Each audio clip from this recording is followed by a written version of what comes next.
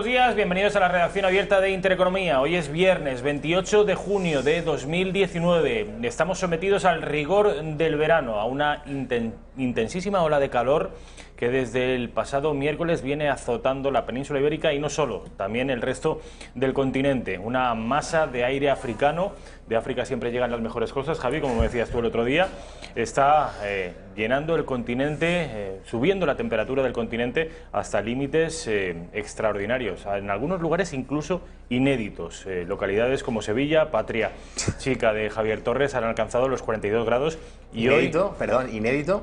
O sea, que haga calor en verano en Sevilla es inédito. ¿Yo me puedo marchar ya? Estoy haciendo la introducción a la redacción abierta, vale, vale. Si me permites. Por favor, si me Rafa, permites. continúa. La verdad es que si me dice, he perdido el hilo, me está boicoteando Javier Torres, que saben ustedes que es el director de la redacción abierta de la tarde. Paso ya a presentárselo, aunque no, iba a decir, no necesita presentación, ni tampoco la merece, pero se la vamos a hacer. Javier Torres García, ¿qué tal? ¿Cómo estamos? Buenas tardes, Rafael. Buenas tardes. Encantado. Miguel Gutiérrez Pérez, ¿qué tal? Rafael, ¿Cómo estamos? ¿qué tal? Muy bien. Pues aquí estoy con dos andaluces, dos personas acostumbradas a los rigores del verano, porque en su tierra y en realidad en toda España, excepto en una parte pequeñita de la cornisa cantábrica, Galicia, Asturias, Cantabria, no el País Vasco, porque el País Vasco está también sufriendo los rigores de la ola de calor. Solo en esa zona pequeñita hace una temperatura más o menos moderada, más o menos agradable. Vosotros, Javier y Miguel, ¿qué sois? ¿Qué soportáis mejor, el calor o el frío? Yo cada año que pasa soporto peor el calor. Me cuesta más enfrentarme al verano, la verdad. Es que en realidad el calor, el frío se puede combatir de una manera tan sencilla como poniéndose capas de ropa. Y aparte que en España tampoco es un lugar donde haga demasiado frío, excepto lugares muy concretos. Pero es que el calor es que es una cosa... Aparte, es una cosa insana. Porque por mucho frío que haga... En fin, no conozco a nadie, sí, excepto en temperaturas muy bajas, pero por calor se muere la gente. De hecho, desgraciadamente ayer murió un señor de 80 años en Valladolid, víctima de un golpe de calor. Y hay dos personas graves, una chica de 17 años, creo que está en Ciudad Real, y otro chaval joven, además, en Andalucía, no recuerdo el lugar, que están también ingresados como consecuencia. En Córdoba, como consecuencia de este rigor estival. Pero en invierno, que yo sepa, no se muere la gente porque haga mucho frío, entre otras cosas porque aquí no hace mucho frío. Yo lo que estoy notando, Rafael, es un poco de alarmismo con todo esto de la ola de calor. Bueno, esta es otra. ¿Qué verano en España no ha hecho calor? Por Dios. Y has dicho antes que en Sevilla 42 grados. ¿Cuándo en Sevilla no ha hecho 42 grados en verano? Te lo puedo decir yo. Cuando un curso, un alumno no sacaba buenas notas, el castigo automáticamente del padre y de la madre era dejarte en Sevilla en julio y en agosto.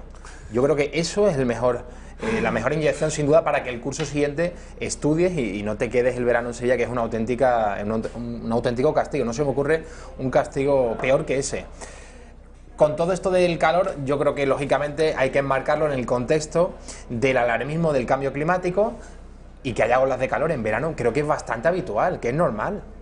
Yo recuerdo veranos, y no solamente en Sevilla, en la costa de Huelva, en Cádiz, de más de 40, pues por supuesto, es que son todos los veranos, Que haga un poquito más de calor en otras partes de Europa, como en Francia, en Alemania, bueno, pues sí, eso quizá no sea tan habitual, pero que nos estemos quejando porque en España haga 40 grados en verano, pues mire usted, a mí no me lo parece. ¿Tú tienes la sensación, Javi, que tus padres, no sé si tus padres, pero al menos sí tus abuelos, no padecían esas temperaturas tan altas? Que se quejaban menos, esa es la sensación que tengo. ¿Pero yo. hacía el mismo calor? Por supuesto que lo hacía, que se quejaban menos, Rafa, y no había aire acondicionado. Miguel, y en los colegios, y no hace tanto, en el mío en Sevilla, cuando estábamos en los plenos exámenes de junio, no había aire acondicionado. No teníamos aire acondicionado, por más que se lo decíamos a los curas, no ponían aire acondicionado. Y no pasaba nada, nadie se desmayaba, se bebía agua y, en fin, a la sombrita todo el mundo, a estudiar y a trabajar. Esta, Miguel, es una ola de calor que es consecuencia del empuje del aire africano, sí, que nos llega. Además, ese aire africano nos trae también una suerte de polvillo, que nos lo explicó el otro día Fernando López Mirones, que es arena del Sáhara, de manera que entre el calor africano y la arena africana nos dejan esto bonito, ¿eh? Sí, pero lo que dice Javi, Rafael, que no Estamos hoy con un cachondeo que madre mía. No, que no hay... No, si mi pregunta era seria, Miguel. Hay que preocuparse porque esto pasa mucho en España. Lo que sí que a lo mejor Mira, se tienen señora, que preguntar, quiero decir, los franceses, porque en el año 2003, Rafael, Me acuerdo aquella tuvo una ola de calor primera quincena de agosto. que murieron 10.000 personas en Francia. 10.000. Morir por calor. O sea, la gente no sabe que se tiene que poner a la sombra o que tiene que beber agua o todas estas cosas o... Aquí, como en España, no hay día en verano a partir de junio que no recordemos que hay que hidratarse, que hay que evitar las horas centrales del día, todos estos consejillos absurdos que nosotros también hemos caído en la tentación de ofrecérselos, lo hicimos en el día de ayer y que yo creo que todo el mundo ya los conoce de sobra. Mira, chavala, Javi. Bueno, ahí estamos viendo cómo la gente bebe botellas del grifo, que ya podían comprársela del supermercado, que madre mía. Miguel, enseguida Javier Torres ha empezado con las conspiraciones del cambio climático, que tampoco es para tanto y que lo que quieren es adoctrinarnos y hacernos creer... Quieren meter miedo. Periodismo asustavieja, otra versión nueva. Periodismo asustavieja con el calor. Hacernos creer que en realidad todo esto es consecuencia de la mano del hombre y que nos estamos pasando en fin. ¿Tú crees que...? Si esto fuera en otra época del año, tal vez sí, Rafa, pero es que es lo que dice Javi, que es que en verano aquí siempre ha hecho muchísimo calor y bueno, y nosotros sobre todo viniendo a Andalucía, dice, pues 42 grados en verano, oye, ¿qué hay de nuevo en eso, no? Vi un tuit de Íñigo Errejón, creo que fue ayer. Sí, señor. Pues eso, que esto es cosa del cambio climático. Dices, pues la gente le decía en los comentarios, sé que esto es España en verano, ¿qué esperas? ¿Qué esperabas? ¿Que estuviéramos a 25 o qué? Sí, bueno, pero... La noticia sería que por el Guadalquivir, por ejemplo, hubiese bloques de hielo. Esa sería la noticia.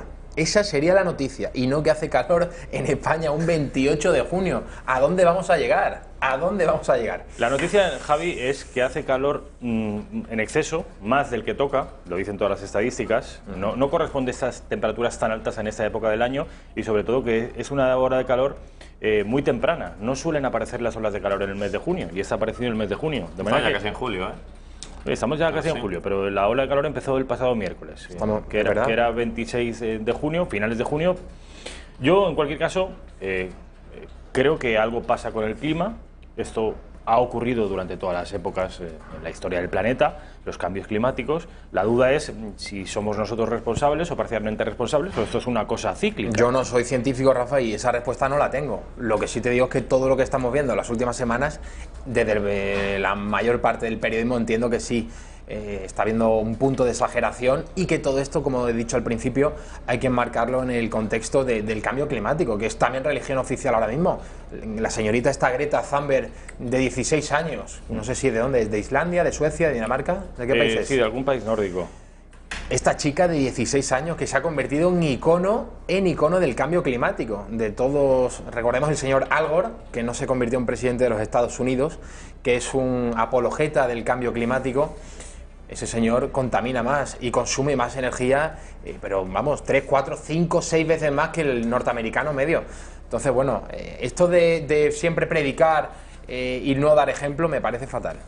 Greta Thunberg, sí. Greta Thunberg, ahí la tenemos. De Suecia, sí. 16 añitos. Y esta mujer, o esta chica, esta niña, es la que está predicando y todos los periódicos y periodistas de todo el planeta están asintiendo con la cabeza a una niña de 16 años.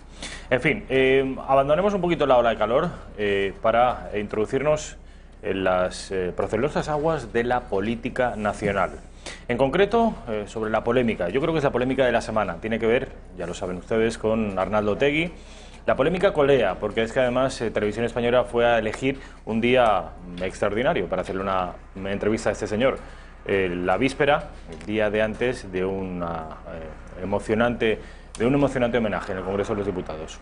Quiero que vean y que escuchen la pieza que mis compañeros han preparado sobre la polémica de Otegi y lo que dio de sí aquella entrevista. Sigue levantando ampollas y lo hace ya no solo por el mero hecho de que se le entrevistase en la cadena pública, sino también por todas y cada una de las palabras que dijo el político vasco condenado por terrorismo. Hasta en 6 ocasiones se le reclamó a Otegi que pidiera perdón por los asesinatos, como si lo que aquí importara fuera la salvación de su alma. Que lo siento de corazón si en alguna ocasión yo como portavoz, y hablaba en nombre de todos los portavoces de la izquierda abertzale, habríamos generado más dolor a las víctimas del necesario o del que teníamos derecho a hacer. Ni siquiera quiso responder si condena la violencia terrorista.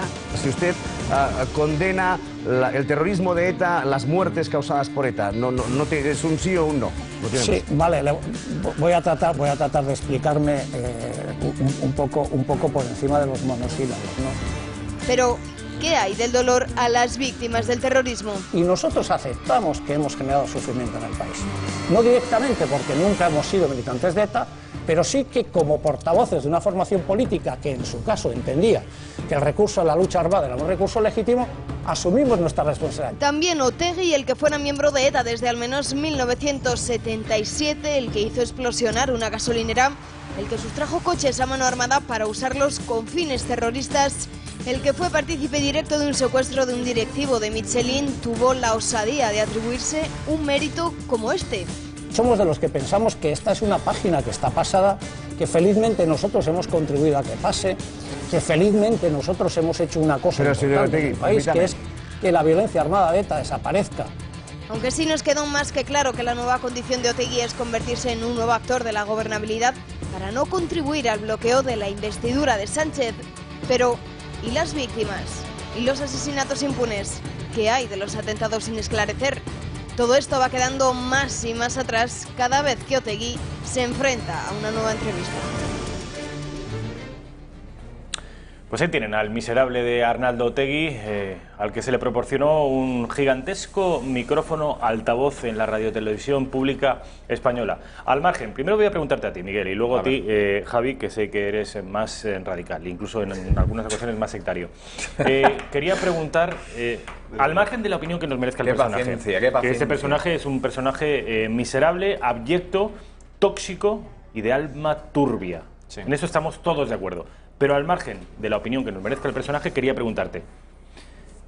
Tú eres periodista, estás en la radio y televisión pública, estás haciendo entrevistas a todos los representantes de los partidos políticos que tienen representación parlamentaria, y llega el momento de EH Bildu, que tiene representación parlamentaria.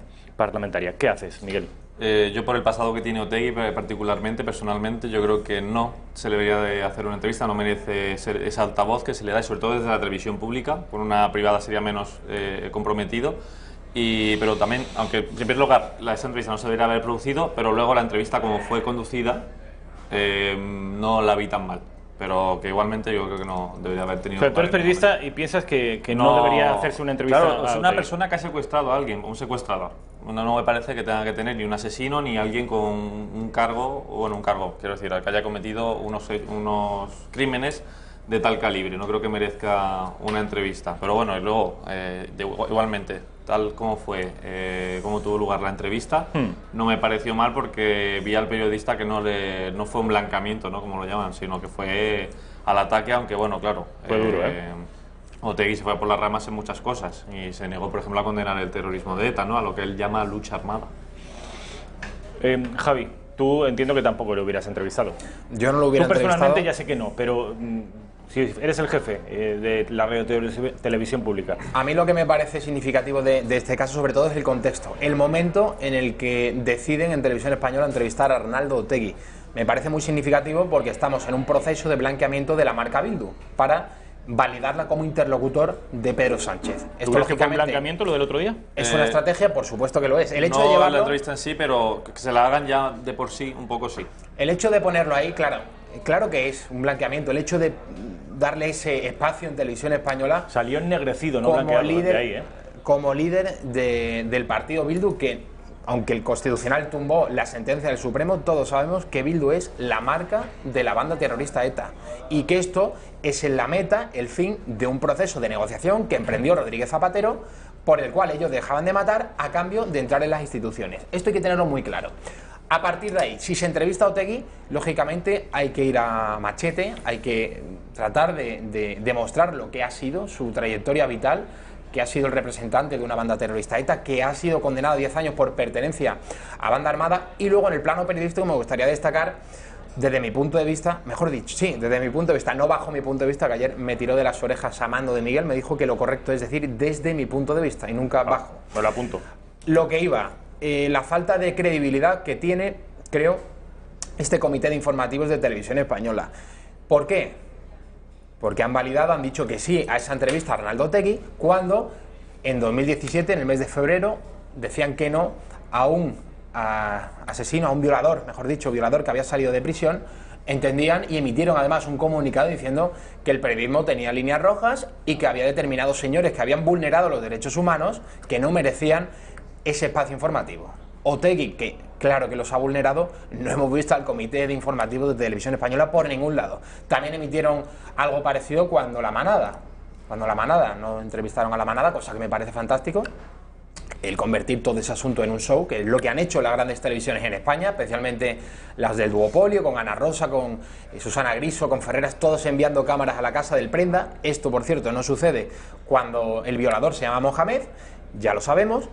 Y en el caso de Otegi, como digo, dentro de Televisión Española había una doble vara de medir y han entendido que sí. Por eso creo, Rafa, que todo obedece a fines políticos. ¿Y tu opinión personal, Rafa? Ya que estamos de lado también. Yo...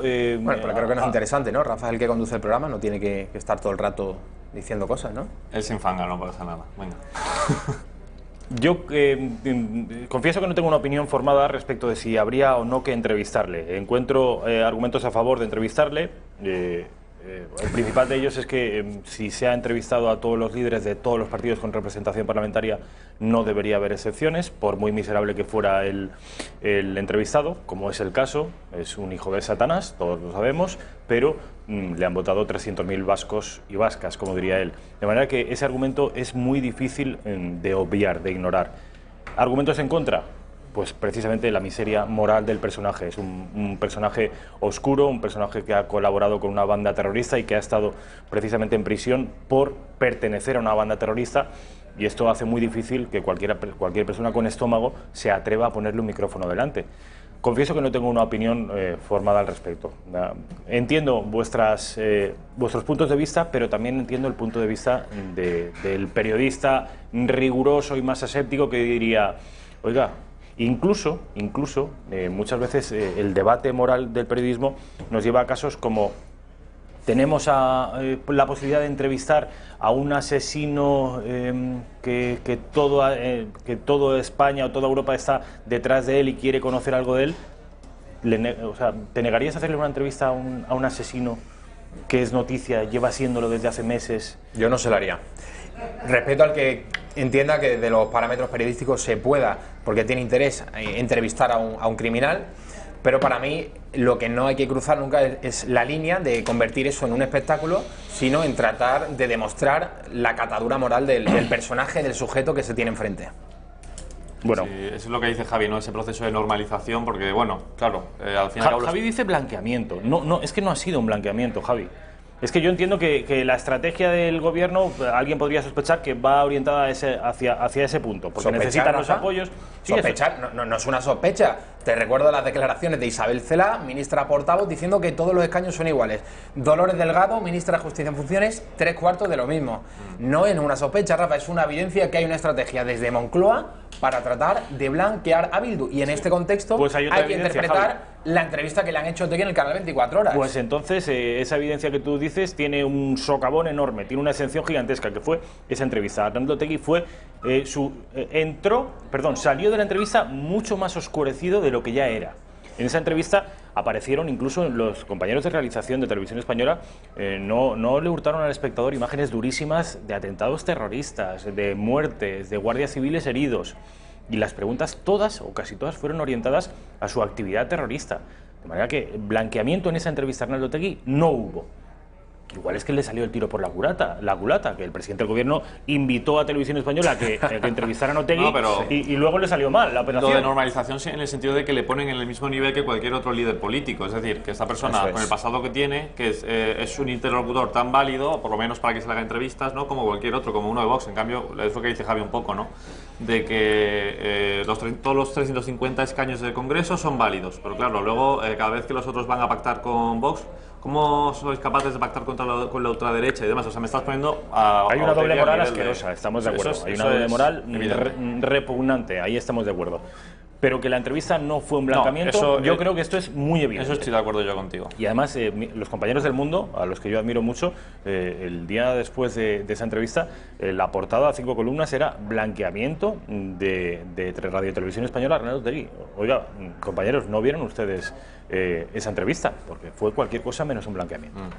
Al margen de Arnaldo Otegi, me gustaría que me dierais vuestra opinión y luego vamos a ir viendo vídeos que ilustrarán diferentes posturas de los tres actores implicados, PP, Ciudadanos y Vox. Vuestra opinión, Javi, del proceso de negociación que está llevándose a cabo para la Comunidad de Madrid. Aquí, a mí, si me preguntan un día, diré una cosa diferente a la del día anterior, porque aquí las cosas cambian muy rápido. Yo la verdad que lo he dicho en la redacción abierta de la tarde, que últimamente, especialmente esta semana, ando algo perdido con los movimientos que van haciendo unos y otros. Vox ha recuperado la vía andaluza, cuando ya había dado previamente un paso, es decir, la vía andaluza la enterramos porque no nos ha salido bien, tuvieron que presentar esa enmienda a la totalidad de los presupuestos, finalmente Ciudadanos y PP concedían a Vox algunos puntos importantes de su programa y en este sentido Vox ya a partir de entonces, las municipales y las autonómicas, donde yo sea decisivo, donde mis concejales sean decisivos para formar gobierno, entonces yo tengo que estar dentro del gobierno. Firmo un documento con el Partido Popular, Teodoro García Gea, secretario general del PP, y Javier Ortega Smith, secretario general de Vox, firmaban ese documento en el que el PP se comprometía a entregarle concejalías de gobierno, eso es lo que decía el acuerdo, concejalías de gobierno a Vox. El PP lo ha incumplido en la capital, con Martínez Almeida, y ¿qué ha hecho Vox después de que le tomen el pelo una vez más? Pues lo que ha hecho es, me voy a la oposición, yo no voy a estar en el gobierno, y desde ahí controlo las políticas. Cuando haya cosas que no me gusten, votar en contra. Y si queréis mis votos para una investidura, por ejemplo, en la Comunidad de Madrid con Díaz Ayuso, que eso aún no se ha formado el gobierno, entiendo que tendrán que atender a esos puntos sintomáticos, a esos puntos más importantes del programa de Vox. Habían filtrado en el día de ayer, Rafa, a propósito de la Comunidad de Madrid, que el PP, que Díaz Ayuso estaría dispuesta, eso lo tendrán que ver mis ojos, A ver, ¿a qué? a otorgar libertad a los padres, creo que se llama el PIN parental, para que los padres se puedan oponer a actividades que organicen los centros públicos que puedan entrar en confrontación con sus principios. Es decir, unos talleres LGTB, este tipo de cuestiones, que los padres puedan negarse a que sus hijos reciban ese tipo de Esto talleres Ayuso lo dijo o de cursos. ayer. Lo ha filtrado la prensa. Nah. Esto no lo ha dicho Ayuso, por eso te he dicho que solo tienen que ver mis ojos, porque Ya, el PP vamos. cada día es más moderno. Yo al PP, veo verosímil una cosa así viniendo del PP. Lo que veo absolutamente imposible es que Ciudadanos se compre eso. Claro. Miguel, ¿tú cómo lo ves? Muy negro, Rafael. Muy negro, ¿no? Muy negro en el Yo sentido también. de que solo veo con ganas de hablar y de negociar al PP y a Vox, que pone mano tendida porque saben que aquí lo importante es que la izquierda no entre en la Comunidad de Madrid. Pero Ciudadanos, como le da tanto miedo esa foto con Vox, pues se niega, se cierra, y hasta tal punto que creo que fue ayer en la cadena SER que dijo Aguado que, oye, pues yo voy a llegar a mi acuerdo con el PP y si Vox quiere apoyarlo sin concederle nada, pues vale, pues perfecto, pero si no quieren, pues vamos otra vez a elecciones. Pero es que, y le decía uno de los periodistas de la SER, oye, pero es que no te hace falta la abstención de Vox, te hace falta que Vox te vote a favor. Dice, ¿qué te crees? ¿Que te van a votar porque sí, sin que les des nada a cambio? Que es que eso también es un poco de lógica, ¿no? Ahí Sí. estamos viendo precisamente la composición del Parlamento de Madrid. Son imprescindibles Claro. los 12 votos de Vox. Sin ellos no hay gobierno de centro-derecha en Madrid. Pero Ciudadanos ya en teoría no tendría esa coartada. Si Vox dice que no quiere estar en el gobierno, no tiene esa foto. Tendrán que aprobar algo, lógicamente, que contente a Vox, alguno de los puntos más importantes de su programa. Ya la foto va a ser Ignacio Aguado con Sí, Díaz eso- Ayuso. Ignacio Aguado ayer, por cierto, volvió a decir que, bueno, pidiendo a Más Madrid, a Errejón, y pidiendo también al Partido Socialista la abstención para formar ese gobierno con el PP. Es decir, por favor, absteneos, que la izquierda se abstenga para que Vox no pinte absolutamente nada en la comunidad. Sí, de hecho, Ciudadanos vamos a ve- ver ese corte. Javi, ahora enseguida te devuelvo la palabra. Vamos a ver el corte de Aguado, Raquel, en el que dice que sería fantástico que PSOE y Más Madrid, es decir, Errejón, se abstuvieran. Y luego, otro corte del propio Errejón y de Gabilondo, los aludidos enviando una carta a Aguado para reunirse. Ojo, porque vamos a ver si Aguado no abandona las derechas, como él dice, y se va con las izquierdas, que todo podría ser posible. Vean. Si el señor Gabilondo se abstuviera, y por supuesto si Más Madrid se abstuviera también, eso sería una buena señal, porque mostraría responsabilidad por su parte y sobre todo permitiría que echara a andar la legislatura y que los madrileños vieran que hay un gobierno en la Comunidad de Madrid que se preocupa por sus problemas. ¿Se le ofrecerán ustedes eso mismo a Pedro Sánchez? ¿El qué? La abstención para que eche a andar la legislatura. No, yo creo que son dos cosas que no tienen nada que ver. Fundamentalmente porque en el gobierno de España Sánchez ya ha elegido socio.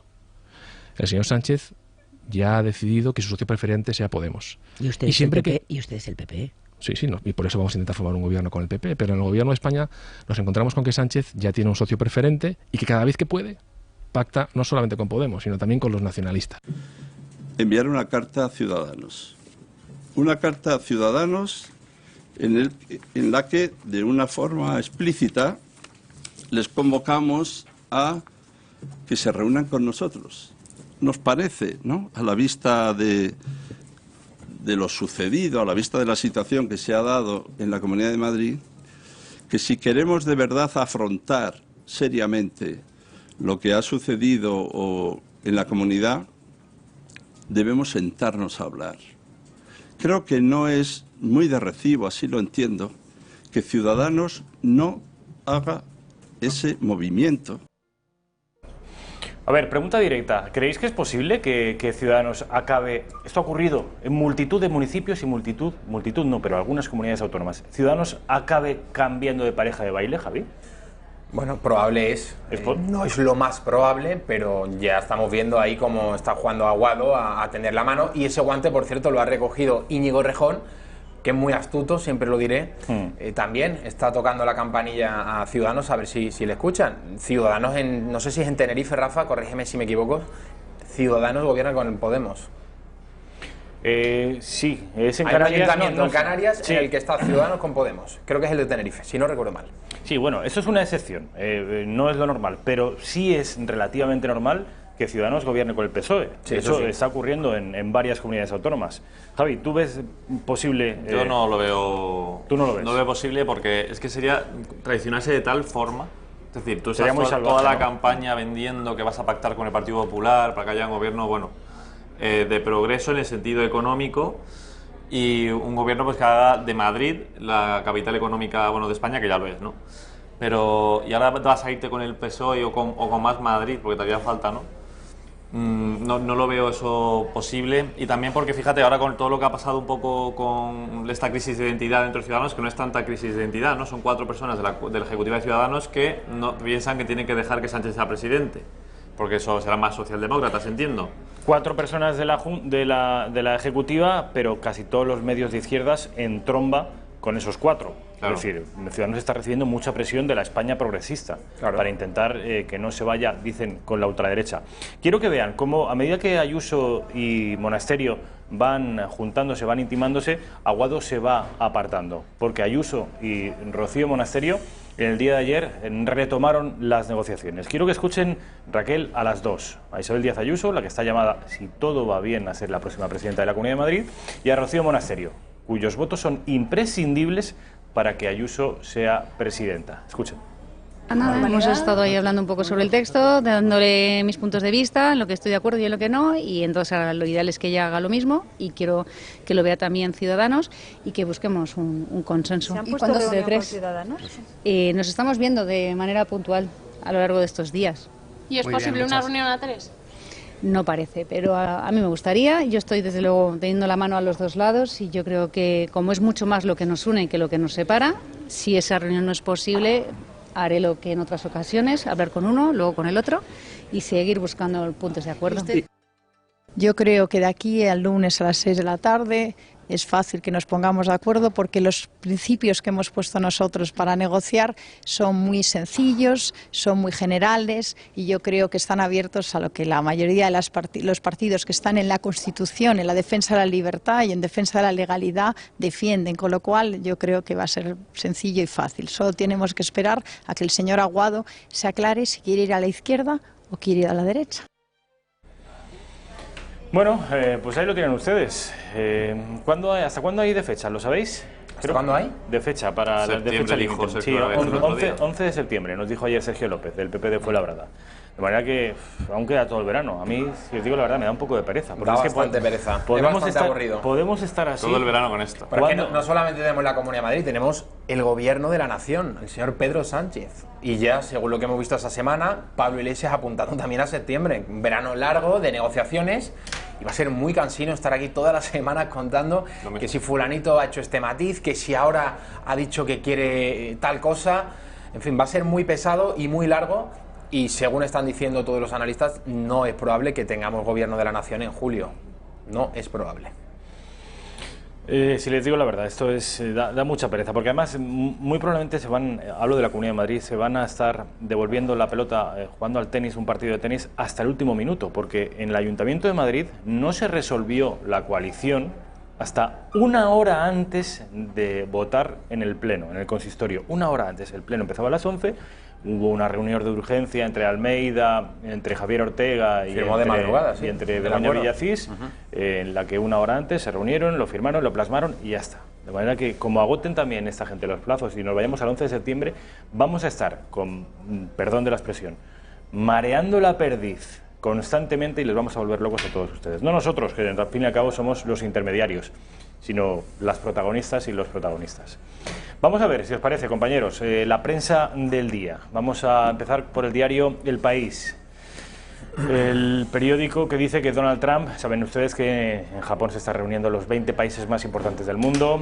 Trump tensa un G20 crucial con duros ataques a sus aliados. Ese G20 al que nosotros pertenecemos, somos una de las naciones más importantes del mundo.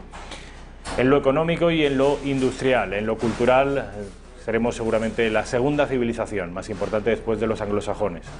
Dice también que 4.000 morosos deben a Hacienda 14.100 millones. Entre los que está Izquierda Unida de Madrid, por ejemplo. Un millón, sí, ¿no? Estos que son los que critican al de Zara, ¿no?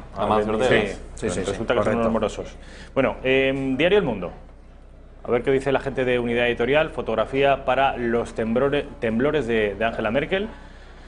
Los socios de Sánchez no aplauden el discurso de las víctimas de ETA. Esto fue bastante bochornoso, es cierto. Podemos, PNV y Esquerra Republicana eluden respaldar en el Congreso a la hermana de Miguel Ángel Blanco. La ministra de Defensa critica la entrevista a Otegi.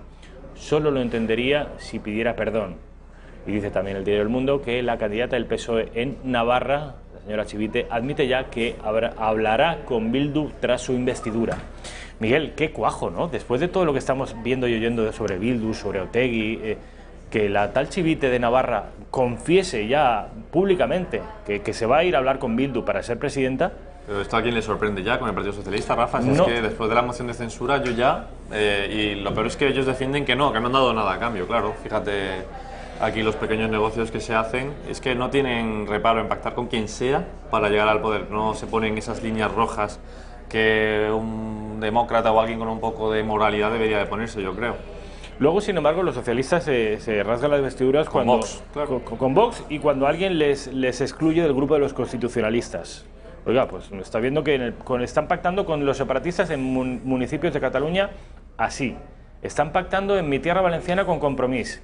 Están pactando en el País Vasco con el PNV. Están pactando en Navarra con Bildu y con Geroa Bai. Están pactando en Baleares con MES, que es una asociación pancatalanista separatista de Baleares. Oiga, y no se puede pactar con Vox. ¿Y de dónde venimos? ¿Te acuerdas del tripartito en Cataluña? ¿Te acuerdas del pacto del Tinel también? ¿Te acuerdas del cordón sanitario? Venimos ya de este cordón sanitario contra Vox. Realmente es una semilla que plantó el señor Rodríguez Zapatero y ahora el árbol ha crecido y están recogiendo los frutos. Siempre diré que el señor Pablo Iglesias es un hijo ideológico de Rodríguez Zapatero. Tiene artículos Iglesias en el año 2008 en los que alaba la política exterior emprendida por Rodríguez Zapatero, tendiendo la mano a Evo Morales y tendiendo la mano a Hugo Chávez. Chavismo y indigenismo de lo peor. Esos eran nuestros aliados internacionales cuando Rodríguez Zapatero gasta su primera legislatura. Todo eso lo alabó Pablo Iglesias y ahora estamos recogiendo lo que plantó Zapatero, que ahora mismo el señor Pedro Sánchez también es un entusiasta de toda esa en fin, morralla ideológica que nos dejó aquí, y que, por cierto, los 7 años y medio del señor Rajoy Brey en la Moncloa pues no corrigieron la deriva.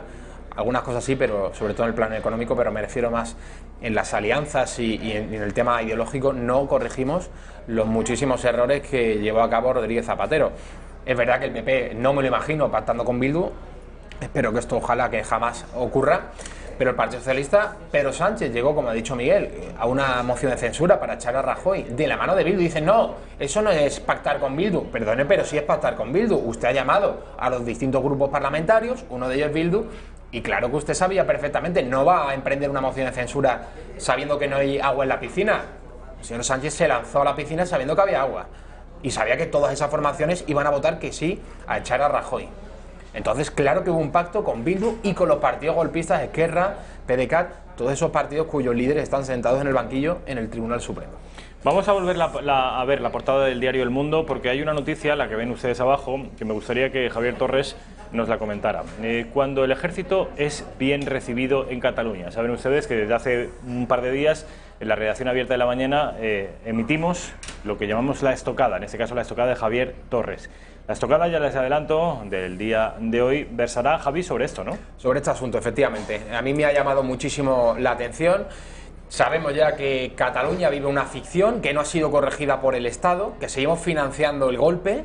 Esto es lo más trágico de cuanto sucede en Cataluña. No solamente escuchar las tonterías que va soltando Torra, Ruller Torrent o el resto de separatistas, o tener que aguantar a Rufián en el Congreso de los Diputados. Lo más triste es que seguimos financiando la fiesta. Un terrible incendio en Tarragona, algo que, bueno, tampoco es noticia que hay incendios en verano, pero ha quemado ya 6.500 hectáreas.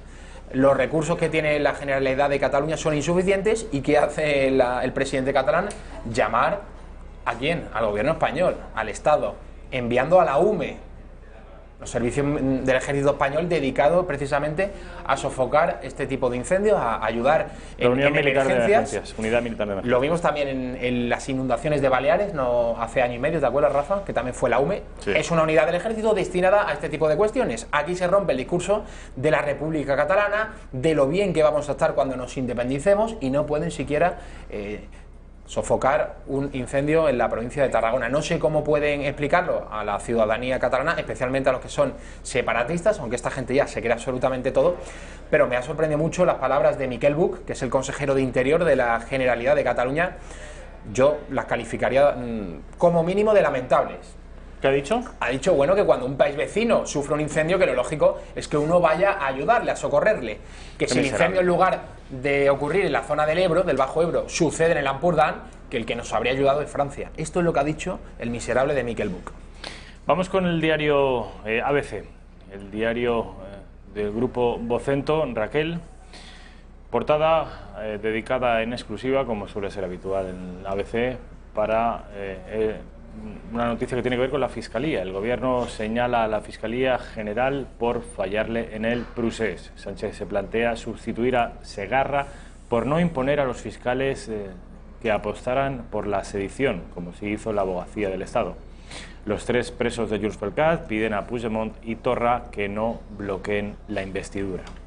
Vamos con el diario La Razón, el diario del grupo Planeta, cuya portada, en este caso, cuya fotografía principal va dedicada al momento ignominioso en el que Irene Montero, Podemos, no aplaude a la hermana de Miguel Ángel Blanco.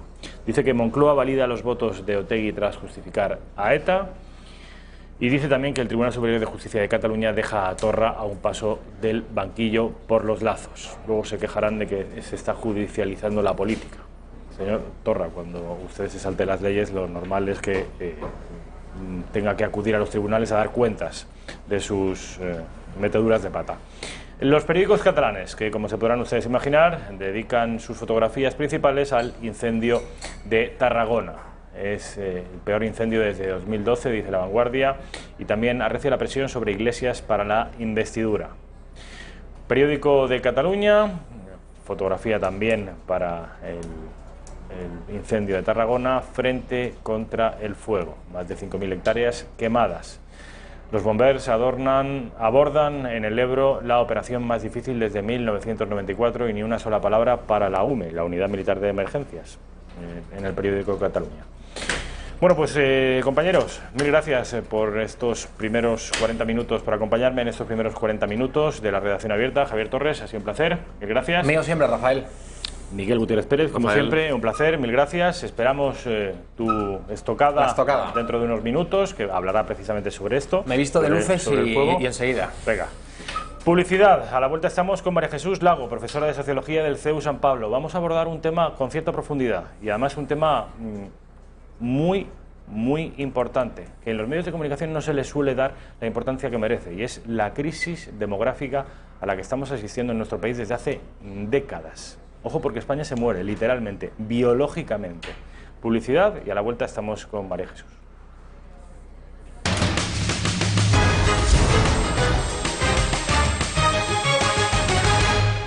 Bueno, pues ya estamos de vuelta a la redacción abierta, a la 1:15, 1:14 minutos de la tarde, 12:14 en las Islas Canarias. Como les decía, vamos a hablar de un asunto importante, un asunto grave. Quizá, y fíjese lo que les voy a decir, el más importante de todos los que tratamos, más allá de la subida de los tipos de interés, de si va a gobernar Carmena o va a gobernar Almeida, de si Otegi merece o no una entrevista en televisión o si deberíamos estar en el G7 o el G20.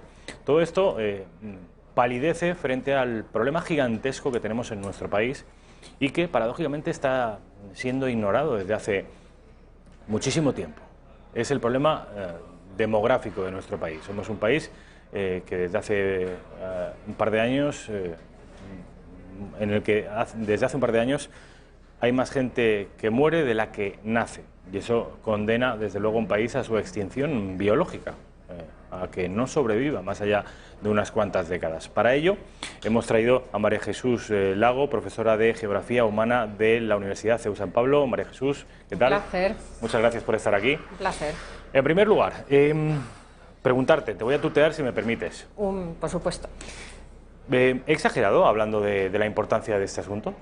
Yo creo que no, sobre todo teniendo en cuenta que los que van a empezar a jubilarse ahora ha sido la generación demográficamente más importante, que son los del baby boom.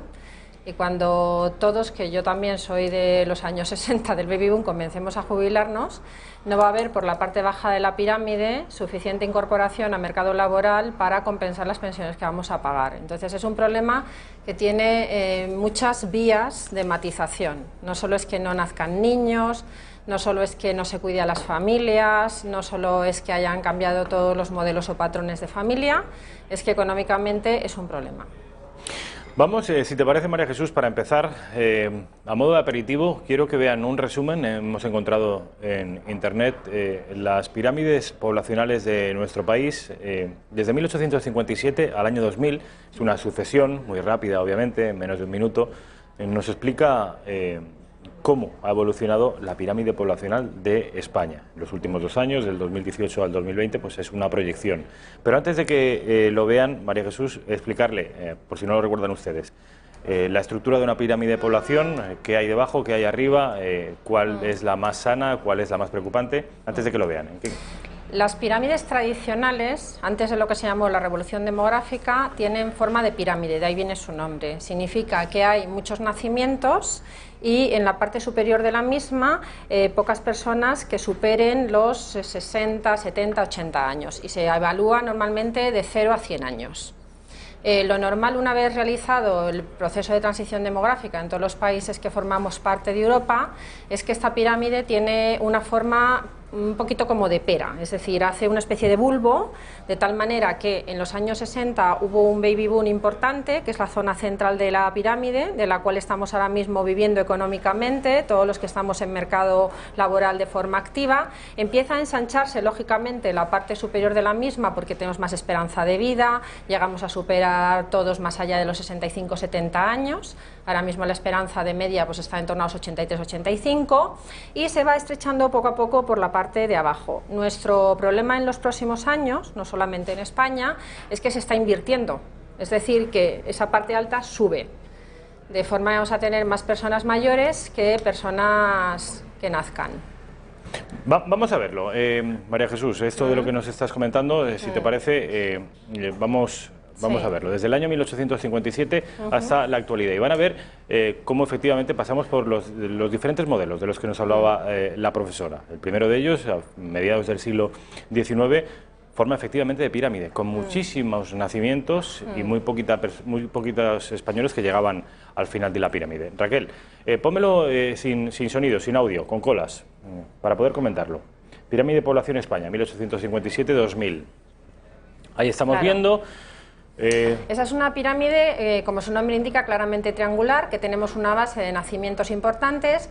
Desafortunadamente no tenemos suficientes personas que llegan a edades avanzadas. En la medida en que mejora la sanidad, calidad de vida, aumenta la parte superior de la misma, más personas llegan a edades avanzadas, pero, y esto es lo malo, se nos va a empezar a invertir por la parte de abajo de esta pirámide porque empezamos a perder niños, empezamos a perder nacimientos. A partir de 1975 es cuando empezamos a invertir el proceso, empezamos a perder con las cuñas que usted ve de diente de sierra. Normalmente son crisis de carácter económico, tienen una relevancia coyuntural, pero poco a poco hay un cambio. 1875 tiene clara forma de pirámide y en la medida en que va subiendo va evolucionando. De hecho, hay ahora mismo una proyección de Naciones Unidas al año 2050 para España en que se invierte completamente, además de forma muy exagerada. Y se ve todo el proceso. A partir de la crisis del petróleo de 1975, todos los países de Europa entran en una crisis económica muy fuerte. En situaciones de crisis económica, la economía es el anverso y reverso de la fotografía demográfica y empieza ya a cambiar completamente la pirámide y se empieza a invertir. Ya veremos cómo ahora va a entrar los años 70 y empezaremos a perder por la parte de abajo. Se dan cuenta cómo empieza a cambiar. A tener muchísimos menos hijos. Sí, ahora vamos a explicar un poquito el porqué. O sea, a partir del año 75 en nuestro país se producen muchas circunstancias que nos hacen tener eso que ahora mismo vemos delante, que este bulbo que yo comentaba antes, si hacemos la proyección que tienen Naciones Unidas para España a 2050, se invierte completamente, es una pirámide invertida. ¿Por qué a partir de 1975 tenemos esa caída impresionante? Pues hay muchos motivos. En el caso de España en concreto estamos hay un cambio de régimen, para empezar. En una situación política muy complicada. Las familias ante situaciones tan difíciles políticas pues les da miedo tener hijos. Hay también una incorporación cada vez más importante de la mujer al mercado de trabajo, en que no hay ayudas por parte del Estado a que la familia sea apoyada aunque la mujer se incorpore al mercado de trabajo. Hay un cambio en el concepto de familia, empiezan a aparecer familias monoparentales, con esto tendemos a tener solamente un hijo o como mucho dos, porque económicamente es difícil. La crisis económica que fue desencadenada por la subida de los precios del petróleo afecta a las industrias tradicionales europeas, España en particular, grandes consumidoras de crudo que de pronto se encuentran con que en su proceso de producción el crudo, uno de los elementos fundamentales, dispara el precio y como consecuencia pues no pueden seguir produciendo. Esta crisis económica, unida a todo esto que yo estoy comentando, pues esa caída tan terrible que tenemos que no se va a recuperar. Hay una pequeña salida, si se dan cuenta ahí, esos son los años 90, años de una cierta o pequeña prosperidad económica también coyuntural, pero nunca volvemos a recuperar lo que fue los años 60, que es este baby boom del que ahora mismo económicamente se sostiene la sociedad española. Estamos viendo la figura en sus partes más ensanchadas, son María Jesús, son los años 60, dices. ¿Cuál es la media más o menos de hijos en aquella época? En los años 60 estaban en torno a unos 4 hijos por mujer aproximadamente, 5, había también bastantes familias numerosas, era más excepcional, esto es de años un poquito antes, pero sobre todo también se hace en este cambio de ciclo demográfico un aumento importante, si se dan cuenta, en la parte superior de la pirámide porque mejoramos mucho la calidad de vida, la sanidad, aumenta la esperanza de vida. Entonces, el problema no está por arriba, que tengamos todos una mayor esperanza de vida es algo muy positivo, el problema está por abajo, en el que no hay un apoyo claro a que se vuelvan a tener hijos. Entonces, en este cambio de mentalidad, en el que se prima mucho, por ejemplo, todo el tema de la proyección profesional de las personas, sean hombres o mujeres, nunca se tiene tiempo para tener el hijo, siempre se pospone. La entrada masiva de la mujer al mundo laboral. ¿Qué consecuencias tuvo desde el punto de vista demográfico? La entrada de la mujer al mercado laboral hay que verla como algo positivo. porque tienen Sin matices.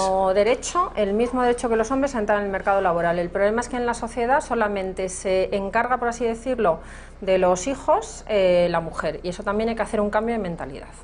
Igual que estamos haciendo enormes campañas que me parecen súper positivas para evitar el maltrato, hay que hacer enormes campañas para convencer a los hombres de que la familia es de los dos, no solamente de ella, porque si no a ella se le pone un techo de cristal. Y en ese techo de cristal muchas mujeres deciden apostar por su profesión y no tener hijos. Si los hijos son de los dos, si cuando hay que llevarlos al médico, da igual si eres hombre o si eres mujer, frente al empleador puedes también tomar la decisión de llevar a tus hijos al médico, a lo mejor el empleador no hace esa discriminación de porque eres mujer y tienes hijos no te contrato. Si esto es así, la familia avanzará. Los que son pioneros en esto son los países nórdicos. Si en los países nórdicos el apoyo es a la familia como conjunto, no existe esa discriminación y la mujer se siente libre de tener los hijos que quiera tener. Muchas veces, y yo esto lo hablo mucho con muchas amigas, yo tengo 55 años y muchas amigas pues decidieron apostar por sus carreras profesionales, no tener hijos, y cuando tú te das cuenta en la vida, al final del todo, que es lo importante no es lo material. No existe ninguna sepultura, ningún ataúd que tenga bolsillos, no te llevas al otro mundo lo material. Lo importante son las personas, la familia, el afecto. Y cuando tú pospones continuamente el tener hijos porque nunca hay el momento, porque voy a tener un mejor puesto de trabajo, un mejor piso, un mejor coche, una mejor casa, pues al final te quedas sin algo que yo creo que como madre es maravilloso en la vida, que son tus hijos. Y muchos se arrepienten. Pero ¿qué ha desencadenado que decidas posponer la maternidad? Que el entorno que tienes no te favorece el ser madre. No te favorece en el trabajo, no te favorecen las ayudas económicas, no te favorece en el entorno familiar porque tú cargas con toda la responsabilidad. Pero esa carga en exclusiva para la mujer que dices, María Jesús, ¿hoy sigue? ¿Tú crees que hoy sigue produciendo? Afortunadamente, y yo doy clase a alumnos muy jovencitos que entran en la universidad, afortunadamente, y tengo un hijo también en edad jovencita, ha cambiado la mentalidad, por suerte. Sin embargo, y esto de alguna manera opera contra tu tesis, sin embargo, las mujeres siguen sin tener hijos, de hecho cada vez tienen menos. Porque el entorno no se lo facilita, es que es así, si tener un hijo no es barato. Pero el marido que antes era responsable de que la mujer no tuviera hijos porque no colaboraba, ahora ya colabora. Y sin embargo, no solamente es el marido, es un contexto. Bueno, pues el marido sería uno de los problemas, que estamos en vías ya de solucionarlo. Más que el marido, la sociedad que no entiende que la familia es una cosa de dos, no es una cosa de uno. O sea, eso es muy importante. Pero lo podríamos llamar el ecosistema cultural. Sí. ¿Cuál es el otro problema? No, hay muchos otros problemas, ¿eh? Vamos a ver, el mercado de vivienda ahora mismo, en el que si uno va y han sacado una nota de prensa al Instituto Nacional de Estadística hace muy poquito sobre el precio de los alquileres, el precio de las hipotecas, ahora mismo en España, como media, se emplea de tus ingresos familiares más del 40% en pagar lo que es la vivienda, cuando lo recomendable es menos del 30%. Porque hay incluso algunas zonas, que es el caso de Madrid, por ejemplo, en el que los alquileres están disparatados y que en un piso de 2-3 dormitorios se va por encima de los 1.000, 1.200, 1.300 euros. Eso es una locura. Cuando tú tienes esta situación y cuando además tienes, después de la crisis que hemos sufrido, de la situación inmobiliaria anterior, que los bancos son muy reticentes ahora a dar hipotecas y sobre todo a la gente joven, que tiene una enorme inestabilidad laboral, la gente joven está estrangulada porque no tiene opción de una hipoteca, porque no se la va del banco, porque económicamente tienen sueldos bajos, y vamos a hablar ahora de los sueldos, pero tampoco puede ir al mercado de alquiler porque está disparado, y sobre todo en las zonas en donde hay más oferta de empleo. El caso Madrid, por ejemplo, es una de las grandes dinamizadoras de empleo a nivel de toda España, pero los alquileres aquí te suponen el 40% de tus ingresos. ¿Cómo sobrevive la familia? 40 o más en algunos casos, ¿eh? Consecuencia, los hijos se quedan en el domicilio de los padres, intentando esperar ese momento en que puedan formar su propia familia. Consecuencia, la edad de la mujer para tener el primer hijo en España es de las más altas de toda Europa. Se va a cerca de los 33 años. Acortas el periodo biológico de poder tener hijos. No vas a tener como mucho 1 o 2 si es que decides tenerlos. Pero es que continúo. Vete a los salarios. Los salarios, ciudades como Madrid son las que pagan salarios más altos de media, están por encima de los 25.000 euros, pero el más frecuente, que es al donde hay que ir porque la estadística según la interpretes, el más frecuente está en torno a los 17.000 euros. 17.000 euros es que eres mileurista. Si eres mileurista, ¿cómo pagas más del 40% de tu sueldo en una casa para vivir en alquiler o para vivir en hipoteca? Te están estrangulando, el sistema te estrangula.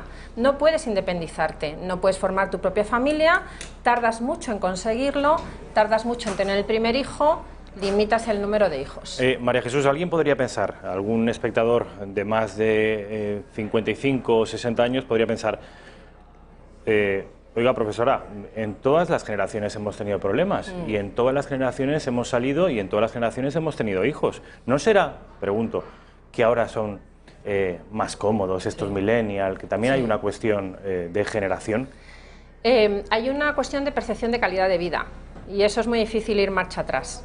En las generaciones de nuestros padres, que fueron los de la posguerra y que fue la generación que más esfuerzo hizo en este país por sacar el país adelante y por sacar a sus propias familias, no importaba no tener una televisión, no importaba no conseguir el mejor sofá, no importaba que fueran más miembros de la familia dentro de un espacio más reducido, no importaba, pero poco a poco nuestra calidad de vida ha mejorado y ha supuesto que tenemos una habitación para cada uno, ha supuesto que tenemos el mejor televisor, el mejor coche y que no pensamos en independizarnos hasta que no tengamos todo eso.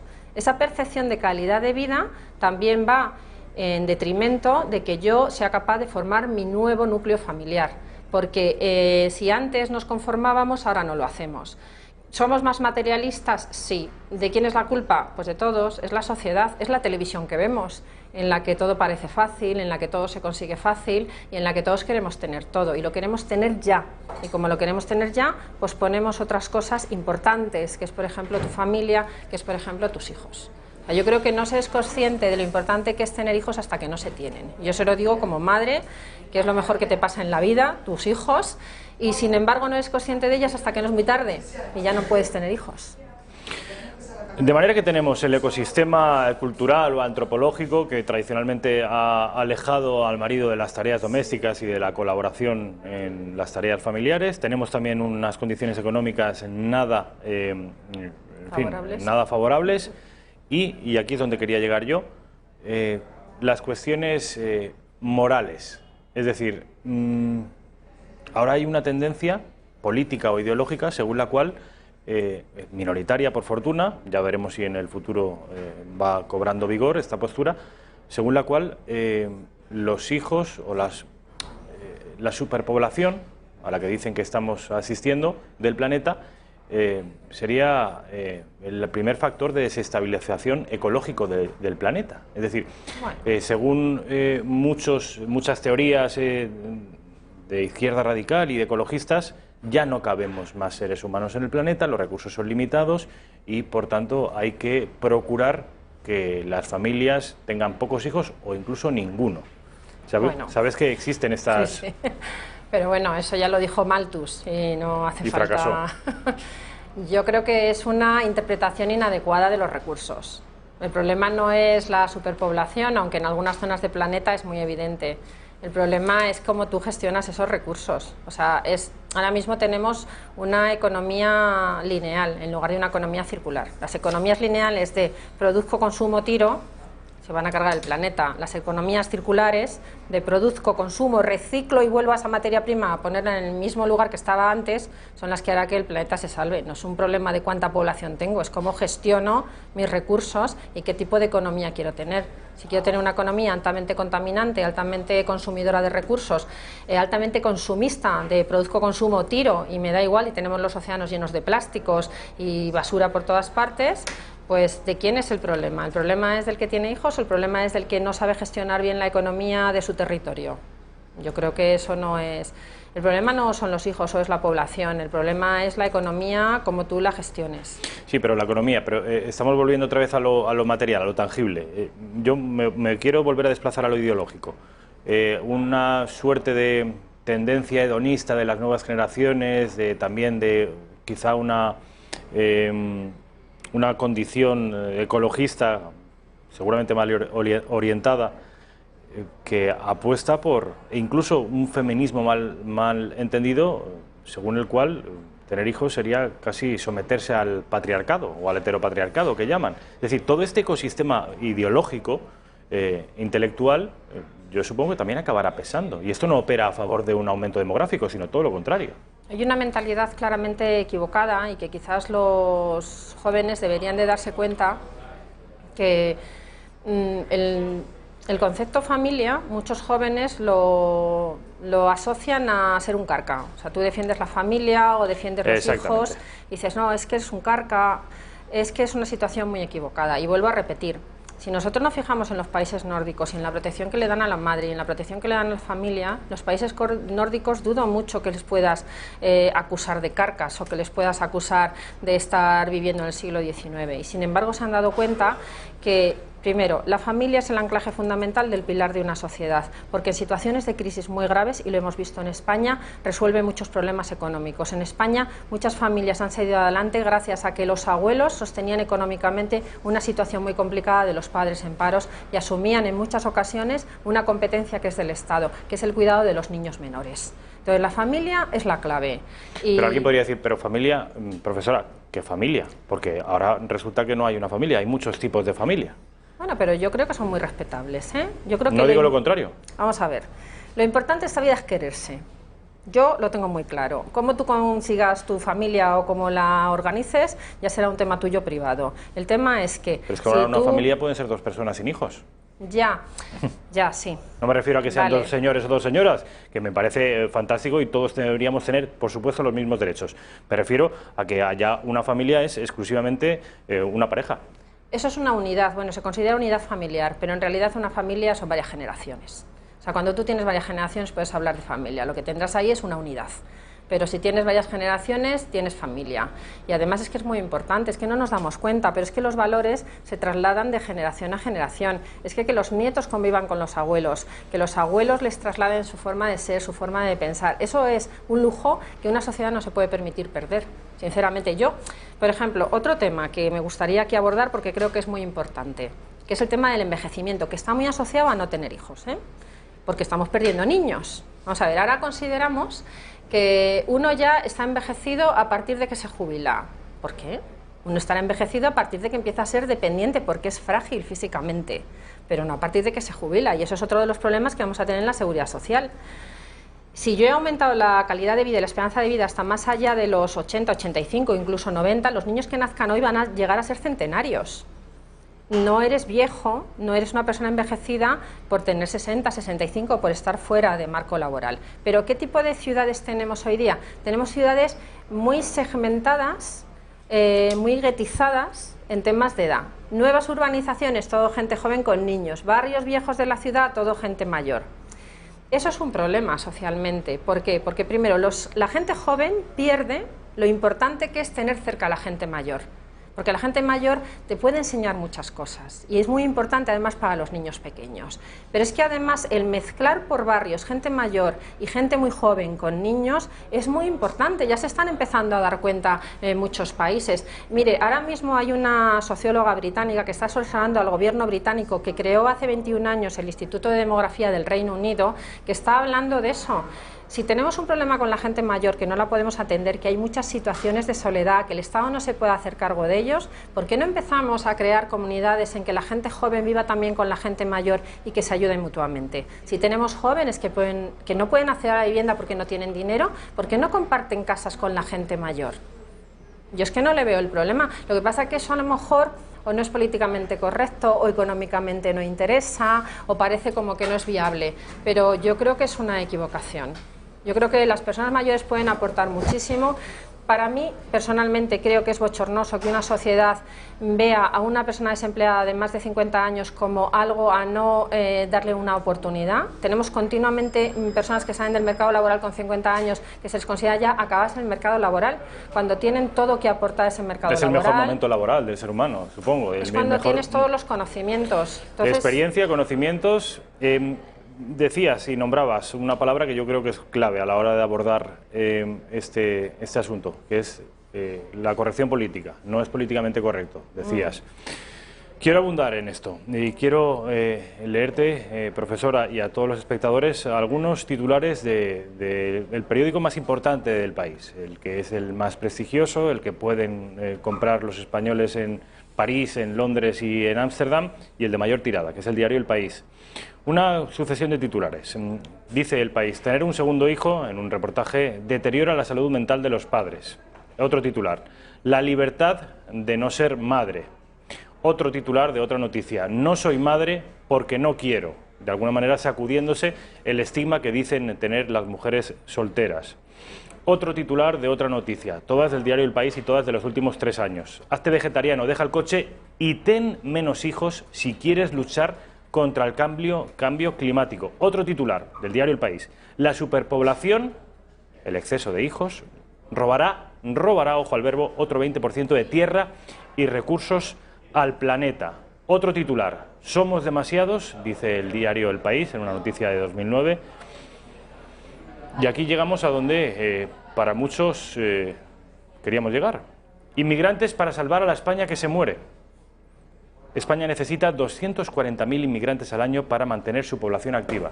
Esta es la conclusión a la que ha llegado el diario El País y los grandes medios. No tengan ustedes hijos, españoles, portugueses, franceses o alemanes, no tengan ustedes hijos. Y por otra parte nos dicen: oiga, que somos muy pocos, importen población inmigrante. Hombre, yo creo que los titulares escandalosos venden más. Yo paso por el kiosco y veo un titular, anda, voy a leerlo. O son unos cuantos, ¿eh? Ya, desafortunadamente. Yo creo que es tan sectario decirle a una mujer no tengas hijos porque no vas a subir profesionalmente o porque te vas a cargar el planeta, es tan agresivo como decirle solamente sirves para tener hijos. Es la misma agresividad. ¿Por qué una cosa se considera agresiva y otra no? Yo creo que estamos perdiendo un poco los papeles en la sociedad.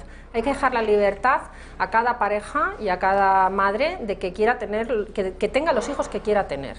Si una persona decide profesionalmente que su vida va a ser profesional, que no va a querer tener hijos, es muy respetable. A mí me parece estupendo. Yo creo que se pierde una parte maravillosa de su vida. Y lo digo con fundamento, porque soy madre. Entonces yo soy padre desde hace 3 años y está una parte maravillosa de tu vida que además no eres capaz de darte cuenta de lo maravilloso que es hasta que no tienes al hijo. O sea, no eres consciente de lo maravilloso que es traer a un ser vivo al mundo hasta que no lo tienes. Y la prueba está que cualquier cosa que le pase y tú eres padre a tu hijo te genera una ansiedad porque es una parte maravillosa de ti. Entonces yo creo que si tú decides no tenerlos, que yo creo que es una equivocación personalmente, pero eso es una opinión personal de María Jesús, y tú ya lo verás al cabo de la vida, igual no lo ves y decides que tu carrera profesional ha sido lo mejor, que me parece muy respetable. Pero quien quiera tenerlos, hay que darle la oportunidad de poder tenerlos. Y ahora mismo en España no se te da la oportunidad. Y no se te da porque no se te apoya desde el Estado. Porque es todo palabrería política de cara a las elecciones. Vamos a abrir no sé cuántas guarderías, vamos a dar el cheque bebé, vamos a... No, no es así. Fíjese usted en los países nórdicos, en el que le dice a la madre, si usted quiere tener niños y desea seguir manteniendo su sueldo, yo se lo voy a mantener durante los primeros 3 años de vida de ese niño. Y además, como Estado, desde el minuto 0 en que el niño nace, te voy a dar soporte si quieres llevarlo a un centro de guardería o de atención. Nosotros aquí tenemos la escolarización desde los 3 años. No existen los niños de 0 a 3 años, surgen como setas, de pronto aparecen con 3 años. Yo es que me gustaría hablar con algún político sobre este tema. Hombre, es que los niños existen desde los 0 años. Número de guarderías, muy poquitas, muy limitadas. Consecuencia, los padres hacen un tremendo esfuerzo personal de carácter económico por llevar al niño a guardería, pero como no pueden, ¿quién se hace cargo de los niños? Los abuelos. Los abuelos, pobrecitos míos, que les cargamos con una responsabilidad tremenda. Una cosa es decirle al abuelo, ¿te quieres quedar? Y el abuelo dirá, ¡ay, mi nieto, me voy a quedar con él para que puedas ir al cine! Y otra cosa es decirle al abuelo, todos los días te levantas a las 7 para llevar al niño a la guardería, me lo recoges a la 1, le das de comer y yo que no vuelvo a casa hasta las 6, lo tienes. Estamos esclavizando a nuestros abuelos. Que es maravilloso, yo lo tengo en casa, la relación de mi hijo con sus abuelos es maravillosa, yo creo que es la cosa más bonita que nos ha pasado en la familia y mi hijo los adora y para mí eso es, vamos, lo contenta que me pongo yo cuando él está con sus abuelos, pero eso es una cosa que tú tengas la libertad como abuelo de decir quiero cuidar de mi nieto a que tengas la obligación. Si el sistema social y político no te da ese amparo y esa cobertura, tú vas a tirar de la familia. Por eso yo digo que el anclaje a la familia en las sociedades es clave. Es que estamos perdiendo el norte si no nos damos cuenta que la familia es lo más importante que hay, es el colchón de amortiguación de todas las crisis económicas para la sociedad. El Estado está empezando a perder competencias o a dejarlas, que yo creo que es una dejación de funciones, de muchas cosas que son muy importantes, que es el amparo a la familia, el amparo a los nuevos padres, el amparo a las personas mayores. María Jesús, te hablaba antes de inmigración, de Sí. cómo algunos poderes fácticos hacen o son de la opinión de que somos demasiados y que habría que frenar a las madres occidentales, y sin embargo, por otra parte, estos mismos actores, estos mismos megáfonos nos dicen que hay que acoger inmigrantes porque somos muy pocos. Quiero que hablemos de esto después de este pequeño vídeo. Son una serie de datos demográficos que me han resultado interesantes. Es un vídeo que he elaborado y que dice así.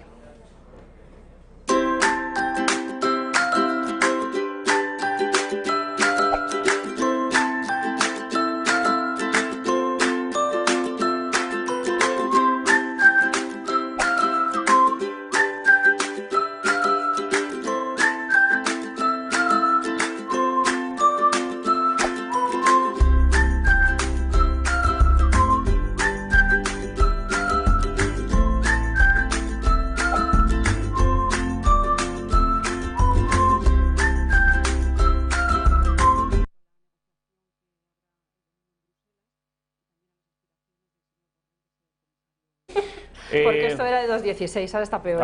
Hace 3 años de esto. Sí. Las madres extranjeras son las que con mucha diferencia, una diferencia gigantesca, tienen más hijos. Sí. Esto tiene que ver también con los procesos migratorios, que son además los que están manteniendo de alguna manera a España en un ligero crecimiento demográfico. Ya no, ya ni siquiera. Perdemos 56.000 personas. A pesar de que han entrado por frontera 333.000 este año pasado. El papel, el rol que juega la inmigración en todo este problema que tenemos. Las madres extranjeras traen unos modelos sociales o culturales diferentes a las madres europeas españolas, de forma que tienen los niños más jóvenes y tienen un mayor número de niños.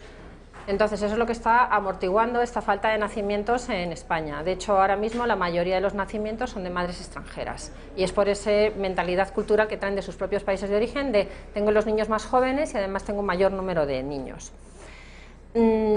¿Es malo o bueno que nazcan niños de madres extranjeras? Pues mire, yo que me encantan los niños le diré que es maravilloso que nazcan niños, nazcan de quien nazcan. Y además un niño que nace en España, a mí me da igual si tiene pasaporte o no español, es un niño español, va a ir a nuestros colegios, va a ser amigo de nuestros hijos, y es un niño, y ya está. Y los niños no entienden nacionalidades, son niños. Ahora, ¿por qué nacen niños de madres extranjeras y no nacen niños de madres españolas? Pues porque estamos separando muy claramente el mercado laboral de temas demográficos, y ese es el problema. Necesitamos personas en el mercado laboral, si no nuestra pirámide laboral se hunde. Pero sin embargo dices, no, los titulares que sacabas antes, no tengas hijos, si quieres salvar el planeta, no tengas hijos. El segundo hijo estresa al padre. Hombre, yo creo que a lo mejor es que nos hemos vuelto todos un poco tontos, y perdón la expresión y con todo mi cariño del mundo. Pero vamos a ver, nosotros teníamos en los años 50 y 60 pisos que no llegaban a los 70 metros cuadrados, en que teníamos más de 4 y 5 hijos, en que el abuelo se ponía malito en el pueblo y te lo traías a la ciudad y dormía contigo. Y ahora resulta que el segundo hijo ya nos estresa. Tremendo, estamos todos muy estresados. Yo es que sinceramente estamos un poquito perdiendo el norte. ¿Tiene algo que ver que el número de matrimonios católicos se haya desplomado absolutamente y ya sean una minoría? Solo 1 de cada 4 matrimonios que se celebran hoy se hace por el rito católico. Bueno, se ha desplomado todo tipo de matrimonios, también los civiles, O sea, no solamente es el rito católico, Aquí hay que tener un respeto enorme a las creencias de la población. Pues el rito católico... ¿Es el mayoritario? Sí, pero que lo que le quiero decir es que cada uno se puede casar en el rito que procese, y que hay que tener un respeto absoluto a esto. Lo que ha caído, y vamos a dejar aparte lo del rito católico, yo me he casado por la Iglesia y soy creyente, es que lo que ha caído son los matrimonios en general. ¿Por qué? Porque no sé, no estamos dando la importancia que tiene, vuelvo a repetir, a la familia, incluso en la gente joven. Formar una familia es algo muy importante, son los fundamentos de tu vida en un futuro, y es como algo que no sea de importancia, algo alegre. Entonces es como que han caído incluso los matrimonios civiles, se lo vuelvo a decir, o sea, no solamente es por el rito católico, es que han caído todos los matrimonios en su conjunto. Entonces, profesora, ¿no ves entre el proceso de secularización, el que está viviendo el país, y el proceso de crisis demográfica, no ves una relación? Sí. Bueno, pero no es la pérdida de los valores y de la ética en general, de los valores. No lo asociemos, yo preferiría no asociarlo a ideologías, se lo digo sinceramente. Yo creo que en líneas generales, en todas las líneas generales, hay una serie de valores morales, éticos, personales, de sentido de la familia que hay que respetarlos. Y que, bueno, pues en la Iglesia Católica está muy claro. Si yo, ya le digo, yo me casé por el rito católico, yo soy creyente, yo mandé a mi hijo a mi colegio de monjas de toda la vida, pero que hay que respetar todas las ideologías. Lo que no se puede perder es este norte de los principios éticos, de los principios morales, del sentido de la familia, del sentido de tener los hijos. ¿Por qué? Porque una sociedad que pierde todo eso se estrangula ella sola y fallece ella sola. Se lo digo sinceramente, porque pierde los pilares más importantes que tienes en la sociedad. Profesora, hemos llegado al punto en el que a mí me gustaría que nos dieras algunas claves de cómo revertir este proceso. Obviamente, esto entiendo que requerirá de grandes políticas de Estado, de enormes consensos, e incluso no sería suficiente con que el Estado español se pusiera las pilas, sino que esto debería ser un proceso supranacional e internacional. Y ya vemos que las grandes corporaciones internacionales no parecen muy por la labor. Pero, ¿qué habría que hacer para intentar que la crisis demográfica, para intentar dejarla atrás? Yo creo que son dos cosas. O sea, una cosa es el contexto que nos rodea, que ese no depende de nosotros, que ese depende de que tengamos mejores sueldos, mejor acceso a la vivienda, que el Estado se preocupe por las familias, se preocupe por las madres, dé ayudas, haga guarderías. Eso es algo que además difícilmente está en nuestras manos. Bueno, está en nuestras manos con el voto, pero en fin, ya estamos viendo cómo vamos en el país. Y luego está la otra parte, que es nuestra mentalidad o lo que nosotros proyectamos sobre nuestros hijos, o lo que nosotros proyectamos sobre el entorno que tenemos próximo. Si nosotros lo que proyectamos es esta sociedad materialista, en que lo tienes que tener todo y lo tienes que tener todo ya, y además es el hedonismo absoluto, nuestros jóvenes no apostarán por tener el hijo, no apostarán por tener la familia, porque no le verán el valor, porque para ellos el valor será el último móvil, el de última generación, el último coche, el último televisión, el mejor piso en la mejor zona, y no se darán cuenta que hay cosas mucho más importantes en la vida, y esas cosas mucho más importantes en la vida, y vuelvo a insistir muchísimo, aunque sea pesada, es la familia, y son la relación de los padres con los hijos, y son los hijos, y yo de verdad que respeto que las personas decidan no tener hijos, pero si fuesen mis amigos les diría, no sabes lo que te estás perdiendo, y eso te lo estás perdiendo a nivel personal, pero además se lo está perdiendo la sociedad. Y voy a decir algo que le puede parecer un poco de locos. En esta sociedad necesitamos mucha gente pensante que descubra una vacuna contra el cáncer, un nuevo modelo climático, un nuevo proceso de combustión no contaminante. Si no dejamos que nazcan los niños, ¿dónde van a estar esos cerebros pensantes? ¿No? Nos vamos a quedar con esa reflexión de la profesora del CEU de Geografía Humana, María Jesús Lago. Ha sido un placer, María Jesús. Nada, gracias por estar aquí. Publicidad, a la vuelta vamos con la economía, con Xavier Cajo.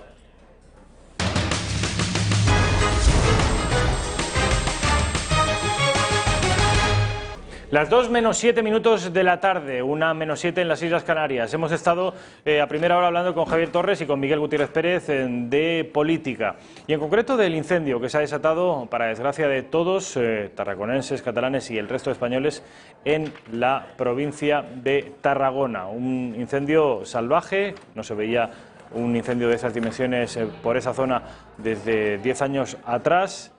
Y ha tenido que intervenir incluso el Ejército de España, la Unidad Militar de Emergencias. Estas circunstancias, le ha merecido a Javier Torres la siguiente reflexión.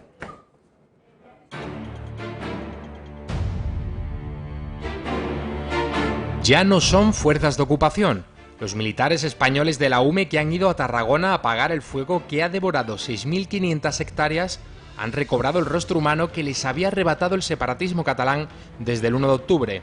De pronto el sueño de la tierra prometida que han dibujado en forma de República Catalana queda en evidencia ante la incapacidad de la Generalidad de enfrentarse a las llamas sin la ayuda de un pelotón de militares españoles. Pero antes que reconocer que el rey va desnudo, el supremacismo catalán prefiere seguir instalado en la ficción. Antes que dar las gracias a España y admitir que Cataluña no puede sola, el consejero de Interior, Miquel Buch, dice que cuando un país tiene un fuego de estas características, es normal que los vecinos ayuden, y que si el incendio hubiera sido en el lado del Ampurdán, la ayuda habría sido francesa. Escribe Carlos Esteban que en Cataluña están viviendo en esa peligrosa alucinación de fingirse república sin dejar de estar en España. Sería cómico si no fuera trágico, porque Madrid sigue pagando la fiesta.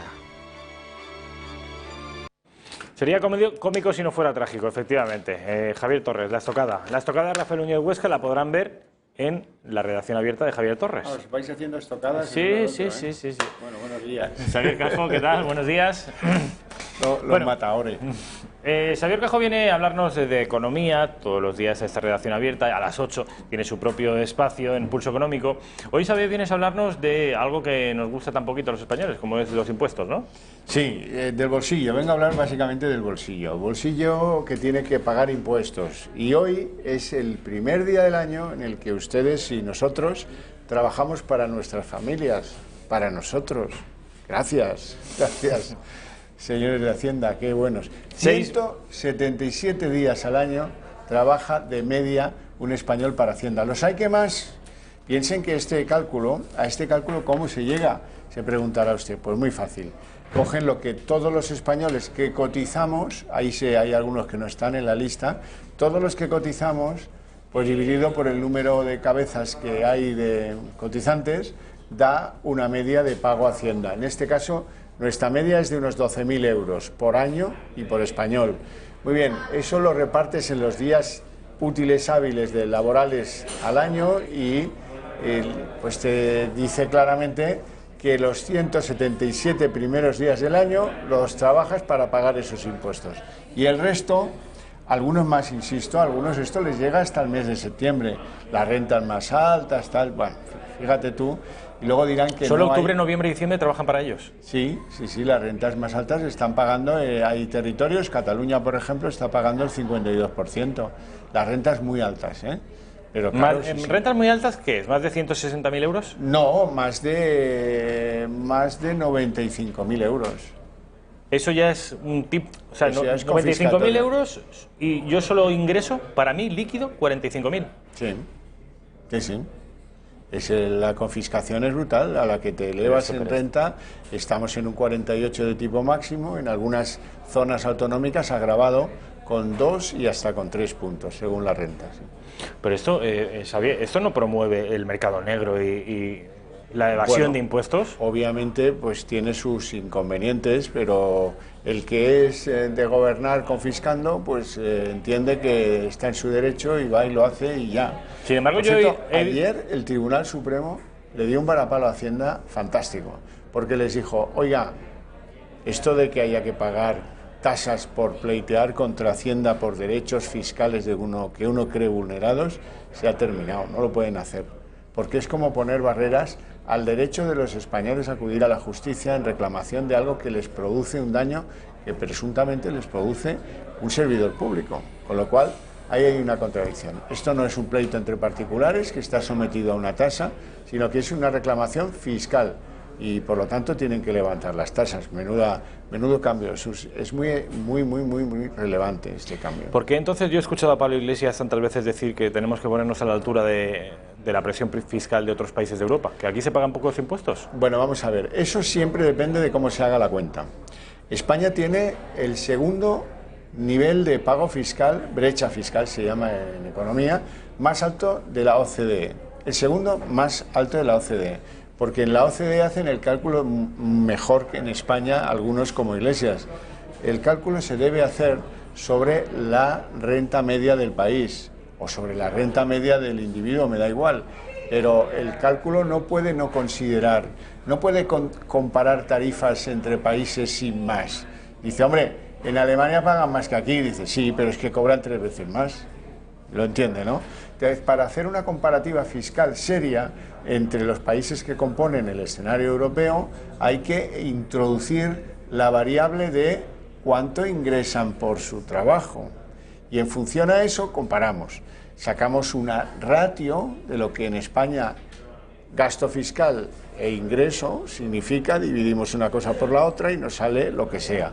Y lo hacemos así en todos los otros países, pero de una forma homóloga, no de una forma dispar. que es la que produce el cuento este que de vez en cuando nos escupe alguno a la cara, a veces Montoro, el del PP, a veces Montero, la del PSOE, y a veces Pablo Iglesias. Si tú comparas los tipos fiscales, son más altos en otros lugares, dices, sí, vale, pero si comparas el esfuerzo fiscal, lo que tiene el esfuerzo que hacer el ciudadano 177 días de cada año para satisfacer al recaudador de los bosques de Sherwood, pues es muy alto el de España, el segundo más alto de la OCDE. Es como si comparas lo que nos cuesta el Estado y los servicios que nos da. Porque una cosa no se puede comparar con otro Estado distinto si no vemos qué servicios da. A los desempleados, ¿cuántos años les mantiene el subsidio? Y a los ancianos, ¿qué pensión les da? Si no introduces esas variables, el Estado español puede parecerte carísimo. Dice, hombre, pagamos impuestos de suecos y recibimos servicios de marroquíes. Esa es un poco la situación en la que yo creo que está en este momento España. A la situación fiscal se añaden otras que no son para nada buenas noticias. No son nuevas, ni son las más graves que hemos tenido, no son las más graves. El año pasado las tarifas o el incremento eléctrico durante la canícula estival se fue al 14%. Estamos en el 8%, el pico lo tuvimos el miércoles a eso de las 3 de la tarde. Pico de consumo, porque la gente llega a casa, ¡oh, qué calor, y se enciende los aires acondicionados, bien, y pone en marcha ventiladores y lo que ustedes imaginen, para sofocar el calor. Muy bien, eso produce un pico en el consumo eléctrico, demanda de kilovatios en el usuario, que se calcula en un 8%. Y eso automáticamente produce que los que subastan la energía tienen una sobredemanda y ¿qué hacen? Aumentan el precio. ¿Cuánto nos va a costar esta ola de calor? Pues miren, al haber llegado tan temprano y quedarnos un buen cacho de verano, pues calculan los expertos, calculan que entre 150 y 175 euros por familia, por contador, nos va a costar de más este veranito loco. Así que eche cuentas. Usted que le gusta abrazarse al aire acondicionado o al ventilador, no sé a dónde. Al aire. Estas heridas que tiene son de abrazarse al aire, ¿no? Yo al aire, al Fujitsu. Bueno, es importante lo que nos ha dicho Xavier Cajo, y yo confieso que lo desconocía, respecto de las diferencias entre la fiscalidad y el esfuerzo fiscal. Claro. Porque así se denomina, ¿no? Así se denomina. Pero claro, alguien podría decir también, bueno, es que los alemanes, en fin, sí, en realidad el esfuerzo que hacen es menor. Pero alguien podría decir, sí, cobran 3 veces más, pero es que sus productos y los servicios que consumen son también 3 veces más caros. De manera que están igual que nosotros. O no, yo voy bastante a Alemania y le aseguro que no es tan diferente la vida allí como aquí. No es tan diferente. Y en Francia y en Inglaterra, los precios de las cosas en España han subido una barbaridad en los últimos 10 años. Todos, los eléctricos, el butano, la gasolina, el tabaco. Antes había franceses que iban a España a comprar tabaco y Pernod y Ricard. Y ahora, chico, pues no es... eso se ha igualado de una forma bestial. Muchos venían aquí a tomar cerveza de estos países cuando llegaba el verano de forma enloquecida, pero hoy los precios de los bares, de los restaurantes en España, siendo más baratos que los de ellos, no lo son tanto. El menú en París está en 12 euros, como aquí. Bueno, Xavier Cajo, mil gracias, como siempre, ha sido un placer. Nos veremos la semana que viene, Dios mediante. Nos vamos a ir a publicidad y a la vuelta va a estar con nosotros Julio Llorente para hablar. Julio Llorente es el director de la editorial Homo Legends, para hablar del último libro que han publicado, de El mundo de las ideologías. A la vuelta de publi.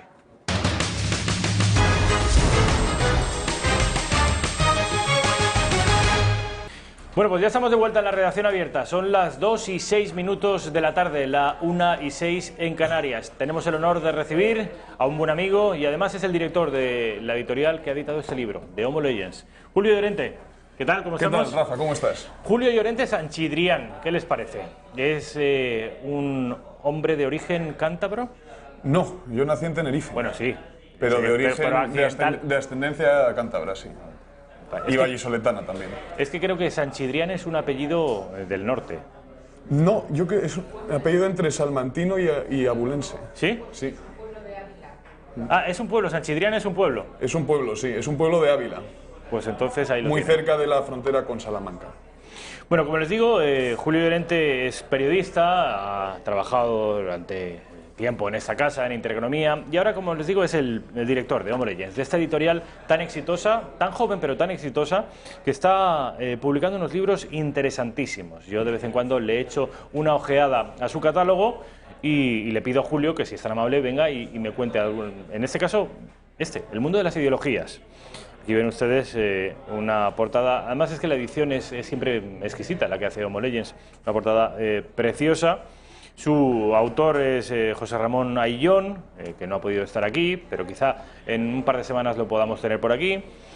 Y antes de abordar el contenido de este libro, Julio, El mundo de las ideologías, que como ven es un libro finito, apenas 140 páginas, lo voy a dejar aquí para que Raquel le pueda echar un vistazo.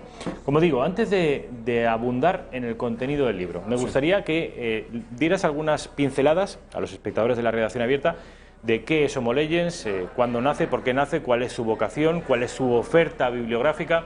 A ver. Bueno, Homo Legends es una editorial muy joven, como tú has dicho antes. Nació en los albores de 2018, hace exactamente un año y medio, bueno, exactamente no, pero más o menos un año y medio. Llevamos ya, creo que 40 libros publicados. ¿En un año y medio? En un año y medio. Un año y medio, es verdaderamente prolífico. Es una actividad prolífica, de verdad. Sí, y si viesen los que somos sería aún más desconcertante. O sea, la verdad que todo eso implica muchísimo trabajo. Hay detrás de cada libro un trabajo verdaderamente homérico. Y la temática, hay dos colecciones, la de Quico Méndez Monasterio y la de Gabriel Ariza. La de Gabriel Ariza está más relacionada con temas religiosos, teológicos, y la de Quico Méndez Monasterio con temas políticos y también de ocio. Por ejemplo, en la colección de Quico Méndez Monasterio encontramos libros como Nos vimos en los bares, de Ichu Díaz, que es una especie de historia sentimental del pop, sobre todo de los años 80 y 90. Y luego un libro de Luis Montero Trenor sobre fútbol. Tú querías ser Juanito y yo driblar como Rubio. Abarcamos mucha... Vamos, Raquel, a ver si... Este es el libro al que se está refiriendo Julio Llorente, que también tengo aquí, que me has traído, porque se lo pedí al autor el otro día y supongo que te lo ha dado en él, ¿no? Para mí. Sí. Porque me gustaría leerlo, Luis Montero Trenor. Esta es de la colección, dices, de Quico, ¿no? Sí. Y eso, con esas dos colecciones diferenciadas, bien diferenciadas, abarcamos una cantidad de temas verdaderamente asombrosa. 40 o más, 42 libros, ¿me has dicho? No, 40. Yo creo 40 que 39, 40 estamos ahora. En un año y medio. Este libro del que vamos a hablar hoy, ¿es el último? Bueno, no es el último. De hecho, acabamos de recoger de imprenta, y yo creo que está ahora en proceso de distribución, un libro sobre la juventud, los primeros 40 años de vida de Francisco Franco, antes del golpe de Estado del 36. Firmado por Nico Roa. ¿Golpe de Estado? ¿Te has referido al...? Golpe de Estado, bueno, el glorioso alzamiento nacional del 36. Ya verás, Arturo, que como nos estés viendo, enseguida va a poner... Sí. Golpe de Estado me ha llamado un poco la atención, lo de Julio, pero en fin... Pero son los efectos del... Os respeto a los progres. Los efectos de la propaganda. Nos machacan con la propaganda y claro, ya acabamos asumiéndola críticamente. Bueno, este libro sobre Franco, los primeros 40 años de Franco, saben ustedes que además fue el general más precoz de Europa, 33 años, creo que fue la edad en la que accedió al generalato. ¿Cuál es su autor? Nico Roa. Ha colaborado con algún programa de esta casa, estuvo en Tiempos Modernos acompañando a Fernando Paz, y tiene otros libros, una novela histórica, por ejemplo, realmente buena, que se titula La Melala, que habla un poco también del norte de África, de Marruecos y sobre todo del protectorado español en Marruecos. Y luego tiene otro libro más divulgativo sobre la guerra de Siria. Lo coordinó él y contó con una serie de colaboradores cuyo objetivo era fundamentalmente esclarecer un poco y explicarle a la gente lo que está ocurriendo en Siria. Ese libro, además, contará con un prólogo de nuestro admirado Fernando Paz. Qué bien. Siempre digo, cuando les dejo a ustedes a las 2:30, siempre les digo, les dejo con el mejor de todos nosotros, que es Fernando Paz. Saben ustedes que Tiempos Modernos lo pueden disfrutar a partir de las 2:30, cuando concluya esta redacción abierta. Lo digo para que no se me adelante mi compadre Javier Torres, que saben ustedes que tiene la redacción abierta de la tarde. Nico Roa, cuando saque el libro, me gustaría que viniera a la redacción abierta de la mañana. Fenomenal. Lo digo porque es que Javi Torres estoy seguro que se me va a adelantar. Bueno, pues no. Aquí el director de Homo Legends se acaba de comprometer en público a que vendrá. Luego, si quiere ir al de la tarde, que vaya. Pero el primero es aquí, al de la mañana. También. Bueno, si Javi no tiene inconveniente, pero vamos, aquí en la redacción abierta. Pues lo podemos mirar para la semana que viene, mismamente. ¿Ya estará en papel? Estará en papel, sí. Nosotros ya lo tenemos y ya se habrá, yo creo, completado el proceso de distribución a finales de la semana que viene. Pues además tengo un hueco la semana que viene, el viernes, media horita. Habrá que consultarlo con él, a ver si... y si no, buscaremos otro, pero vamos, me encantaría que viniera Nico Roa para hablar de ese libro cuyo título es... El joven Franco, de Alférez a General. Saben ustedes que Homo Legends también ha publicado un libro recientemente, hace 6 o 7 meses, de Pedro Fernández Barbadillo sobre Franco, Eternamente Franco, que estuvo aquí, por cierto, Pedro, presentándolo, un libro fantástico, además de muy ágil lectura, muy interesante. Bueno, con respecto del libro que hoy nos traes y que Raquel ya puedes hacerle un plano detalle, si tienes a bien, cuéntanos, ¿quién es primero el autor? ¿Por qué este libro? ¿Qué consiste este libro? Bueno, José Ramón Ayllón es autor de numerosos ensayos, es profesor de filosofía y de ética en diversas universidades y ha publicado libros de diferente temática. Uno de ellos, que es el que más recuerdo porque es el que más recientemente leí, titulado Antropología Filosófica.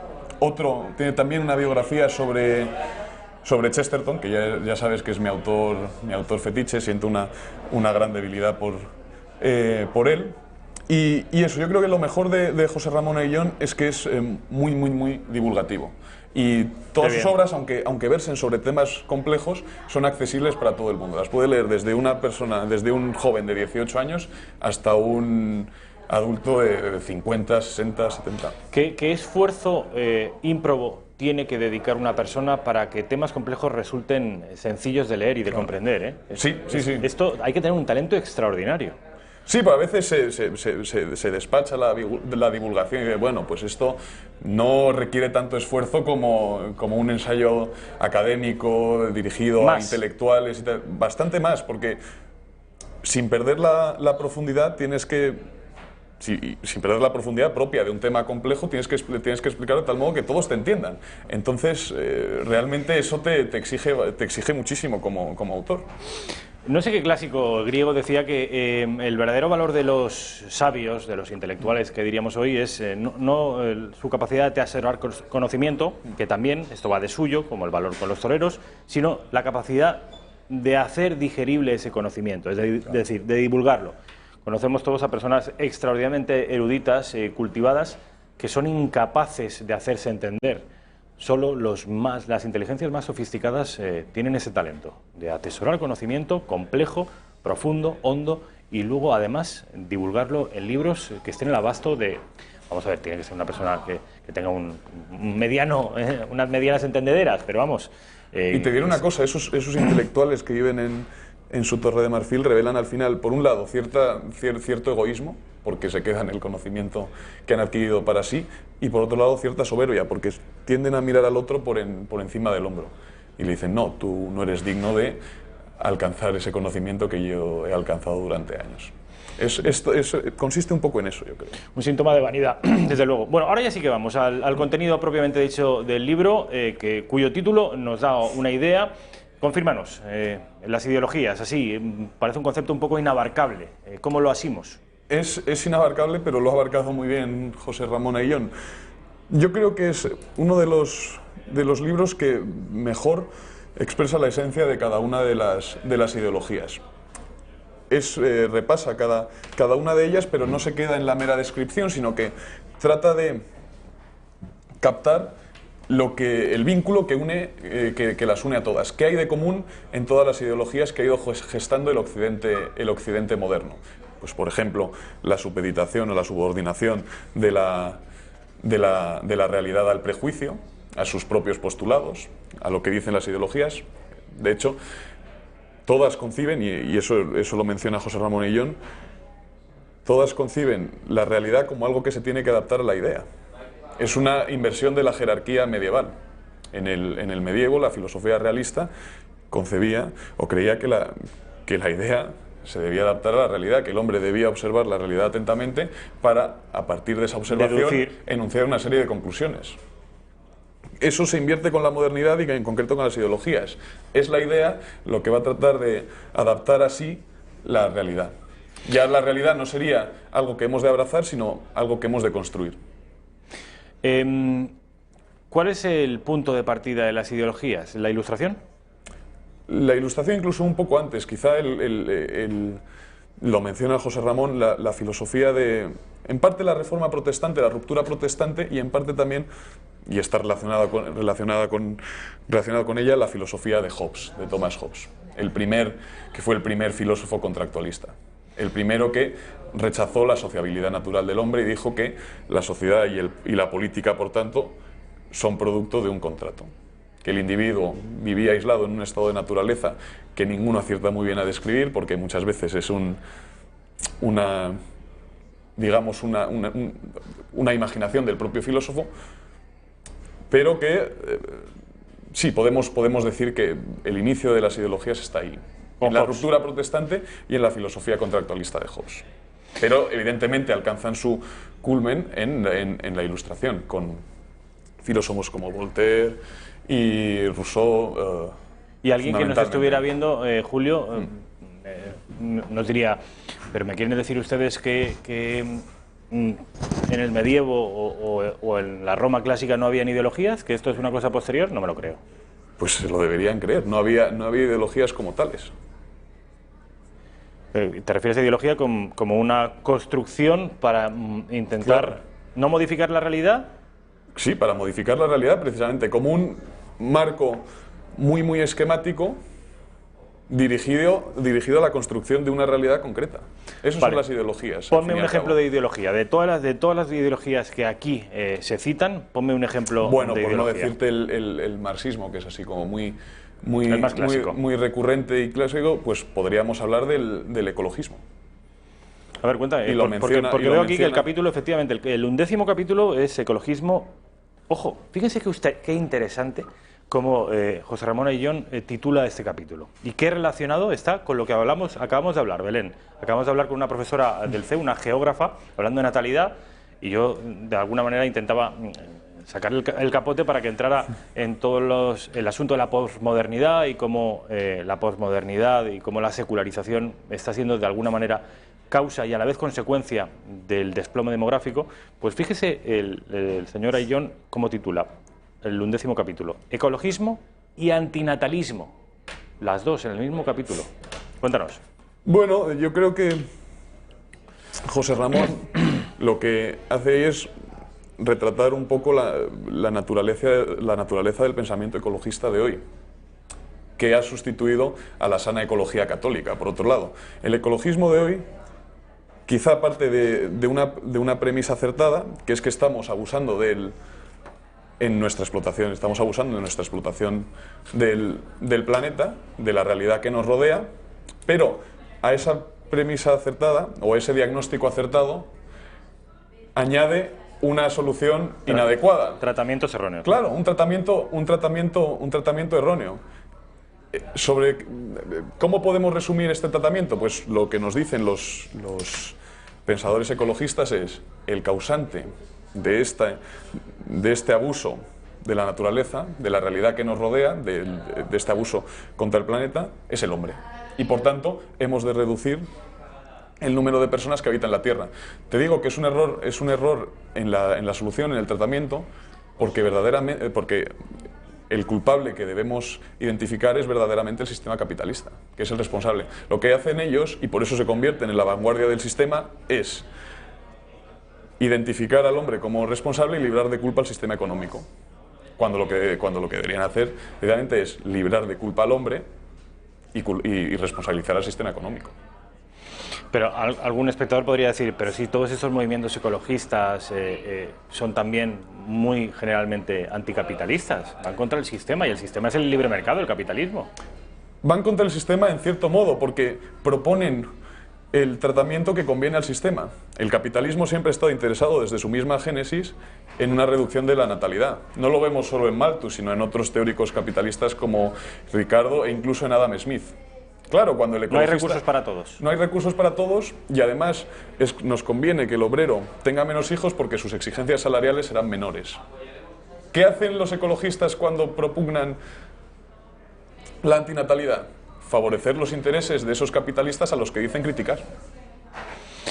Qué hermoso y qué interesante, desde luego. Y sobre todo llama la atención que asuntos de esta hondura hayan sido analizados en un libro, en fin, ligero en cuanto al número de páginas, 140, y también en cuanto a la prosa y la forma de expresarse, ¿no? Esto insiste mucho. Está realmente bien. O sea, es un estilo muy sencillo, pero muy depurado. No encontraremos construcciones sintácticas rocambolescas y difícilmente digeribles. Encontraremos un estilo muy fluido, muy sencillo por divulgativo y también accesible para todos. Yo creo que este libro es ideal para un niño de 16 años con escasa formación, pues le puede ayudar a comprender el mapa general y también muy útil para una persona que se haya dedicado mucho al estudio de un tema concreto y ese estudio denodado de un tema concreto le haya hecho olvidar el mapa general. Qué bien. Dos públicos mayoritarios. En pocos libros, dice la contraportada del mundo de las ideologías, muestran con tanta lucidez la esencia de las ideologías como este de José Ramón Ayllón.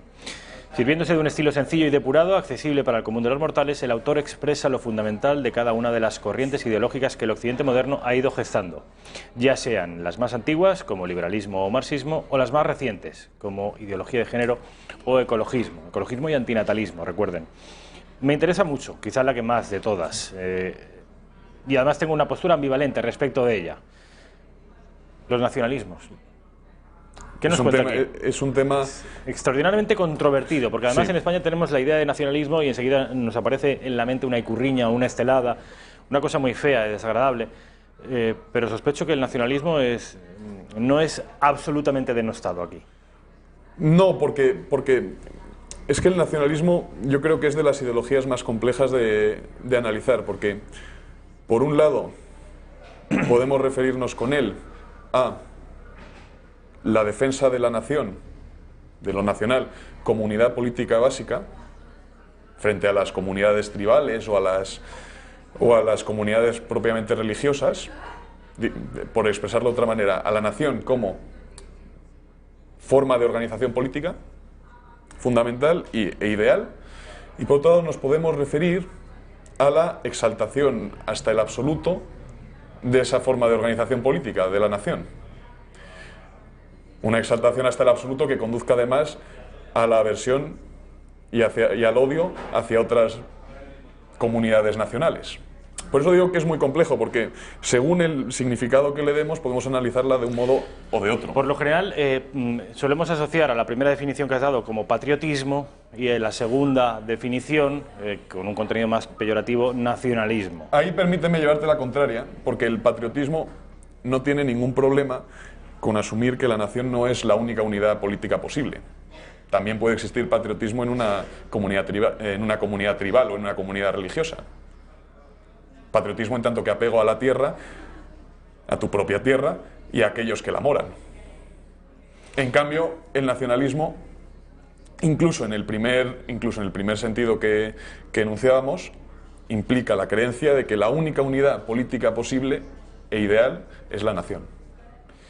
No sé si es muy complejo de explicar y José Ramón Ayllón lo hace con bastante más maestría que yo, pero sería algo así. La diferencia entre patriotismo y nacionalismo, en el sentido que dices tú, sería el patriotismo un apego y un amor casi natural a la propia tierra y a las gentes que la habitan, y el nacionalismo sería un amor tan exaltado, bueno, que primero dejaría de ser amor y que segundo conduciría al odio hacia aquellos que no habitan esa tierra, hacia los de otras tierras. Hay también una diferencia dentro de la definición de nacionalismo. La clásica es la que habla del nacionalismo francés o de origen francés, ilustrado de la Revolución Francesa, más de citoyen, de ciudadano, y el nacionalismo de tipo alemán. Que es más étnico. étnico, etnolingüístico, romántico, e incluso que con conceptos como Volksgeist, que es el espíritu del pueblo al que tantas veces aludía Hitler. Le debemos gran parte de la mala fama que tienen los nacionalismos, se la debemos precisamente a la locura de un tal Adolf Hitler. También es verdad que, y igual es ya meternos en un tema demasiado espinoso como para tratarlo en televisión, Hitler corrompió el concepto de Volksgeist, porque violó el Volksgeist de otros pueblos mediante la conquista.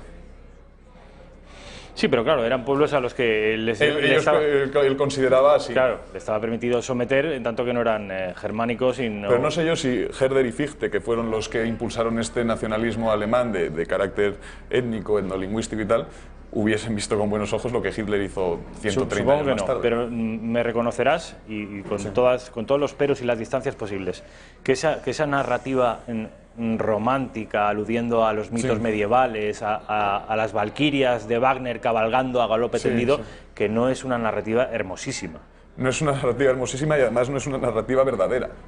Tiene muchísimo de construcción. Importa poco, casi. Claro, importa poco. Es la mitología nórdica y germánica absolutamente desaforada que cuando uno la estudia en profundidad acaba entendiendo cómo el pueblo más culto del mundo, que eran los alemanes de principios del siglo XX, acabó absolutamente rendido a los pies de esta gente. Sí, sí, y me has brindado el gancho perfecto. Has dicho, la verdad importa poco, algo así.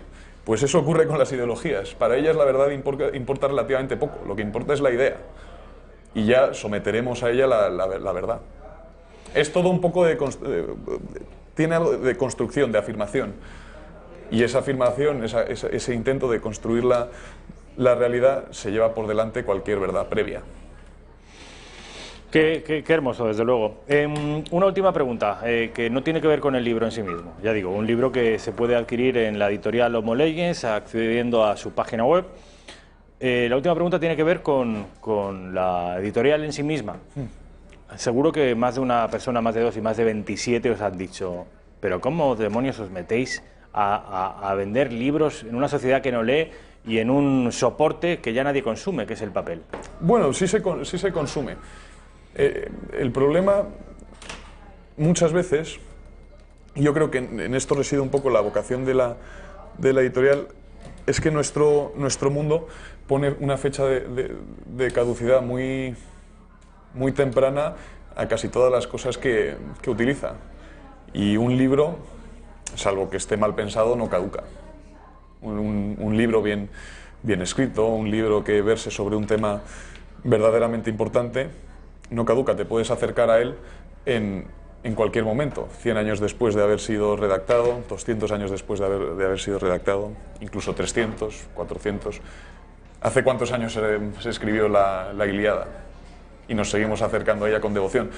Es algo que no entiende nuestra sociedad porque todo lo que utilizamos tiene fecha de caducidad, es de usar y tirar, no resiste más de una utilización. En cambio, un libro es distinto y te diré más, yo creo que la vocación de nuestra editorial y de muchas es reivindicar la permanencia en una época que la desprecia.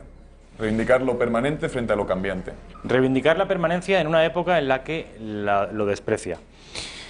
eltorotv.com, todo lo que necesita para vivir informado. Julio Llorente Sanchidrián, ha sido un placer, como siempre, Rafa. Director de Homo Legends. Le recomiendo, desde luego, este libro y cualquiera otro de la editorial, www.homolegends.com. ¿Es así? Así es. Ahí pueden adquirir el libro. Les dejo con Fernando Paz, Tiempos Modernos. Como siempre les digo, el mejor de todos nosotros. Pasen un buen fin de semana.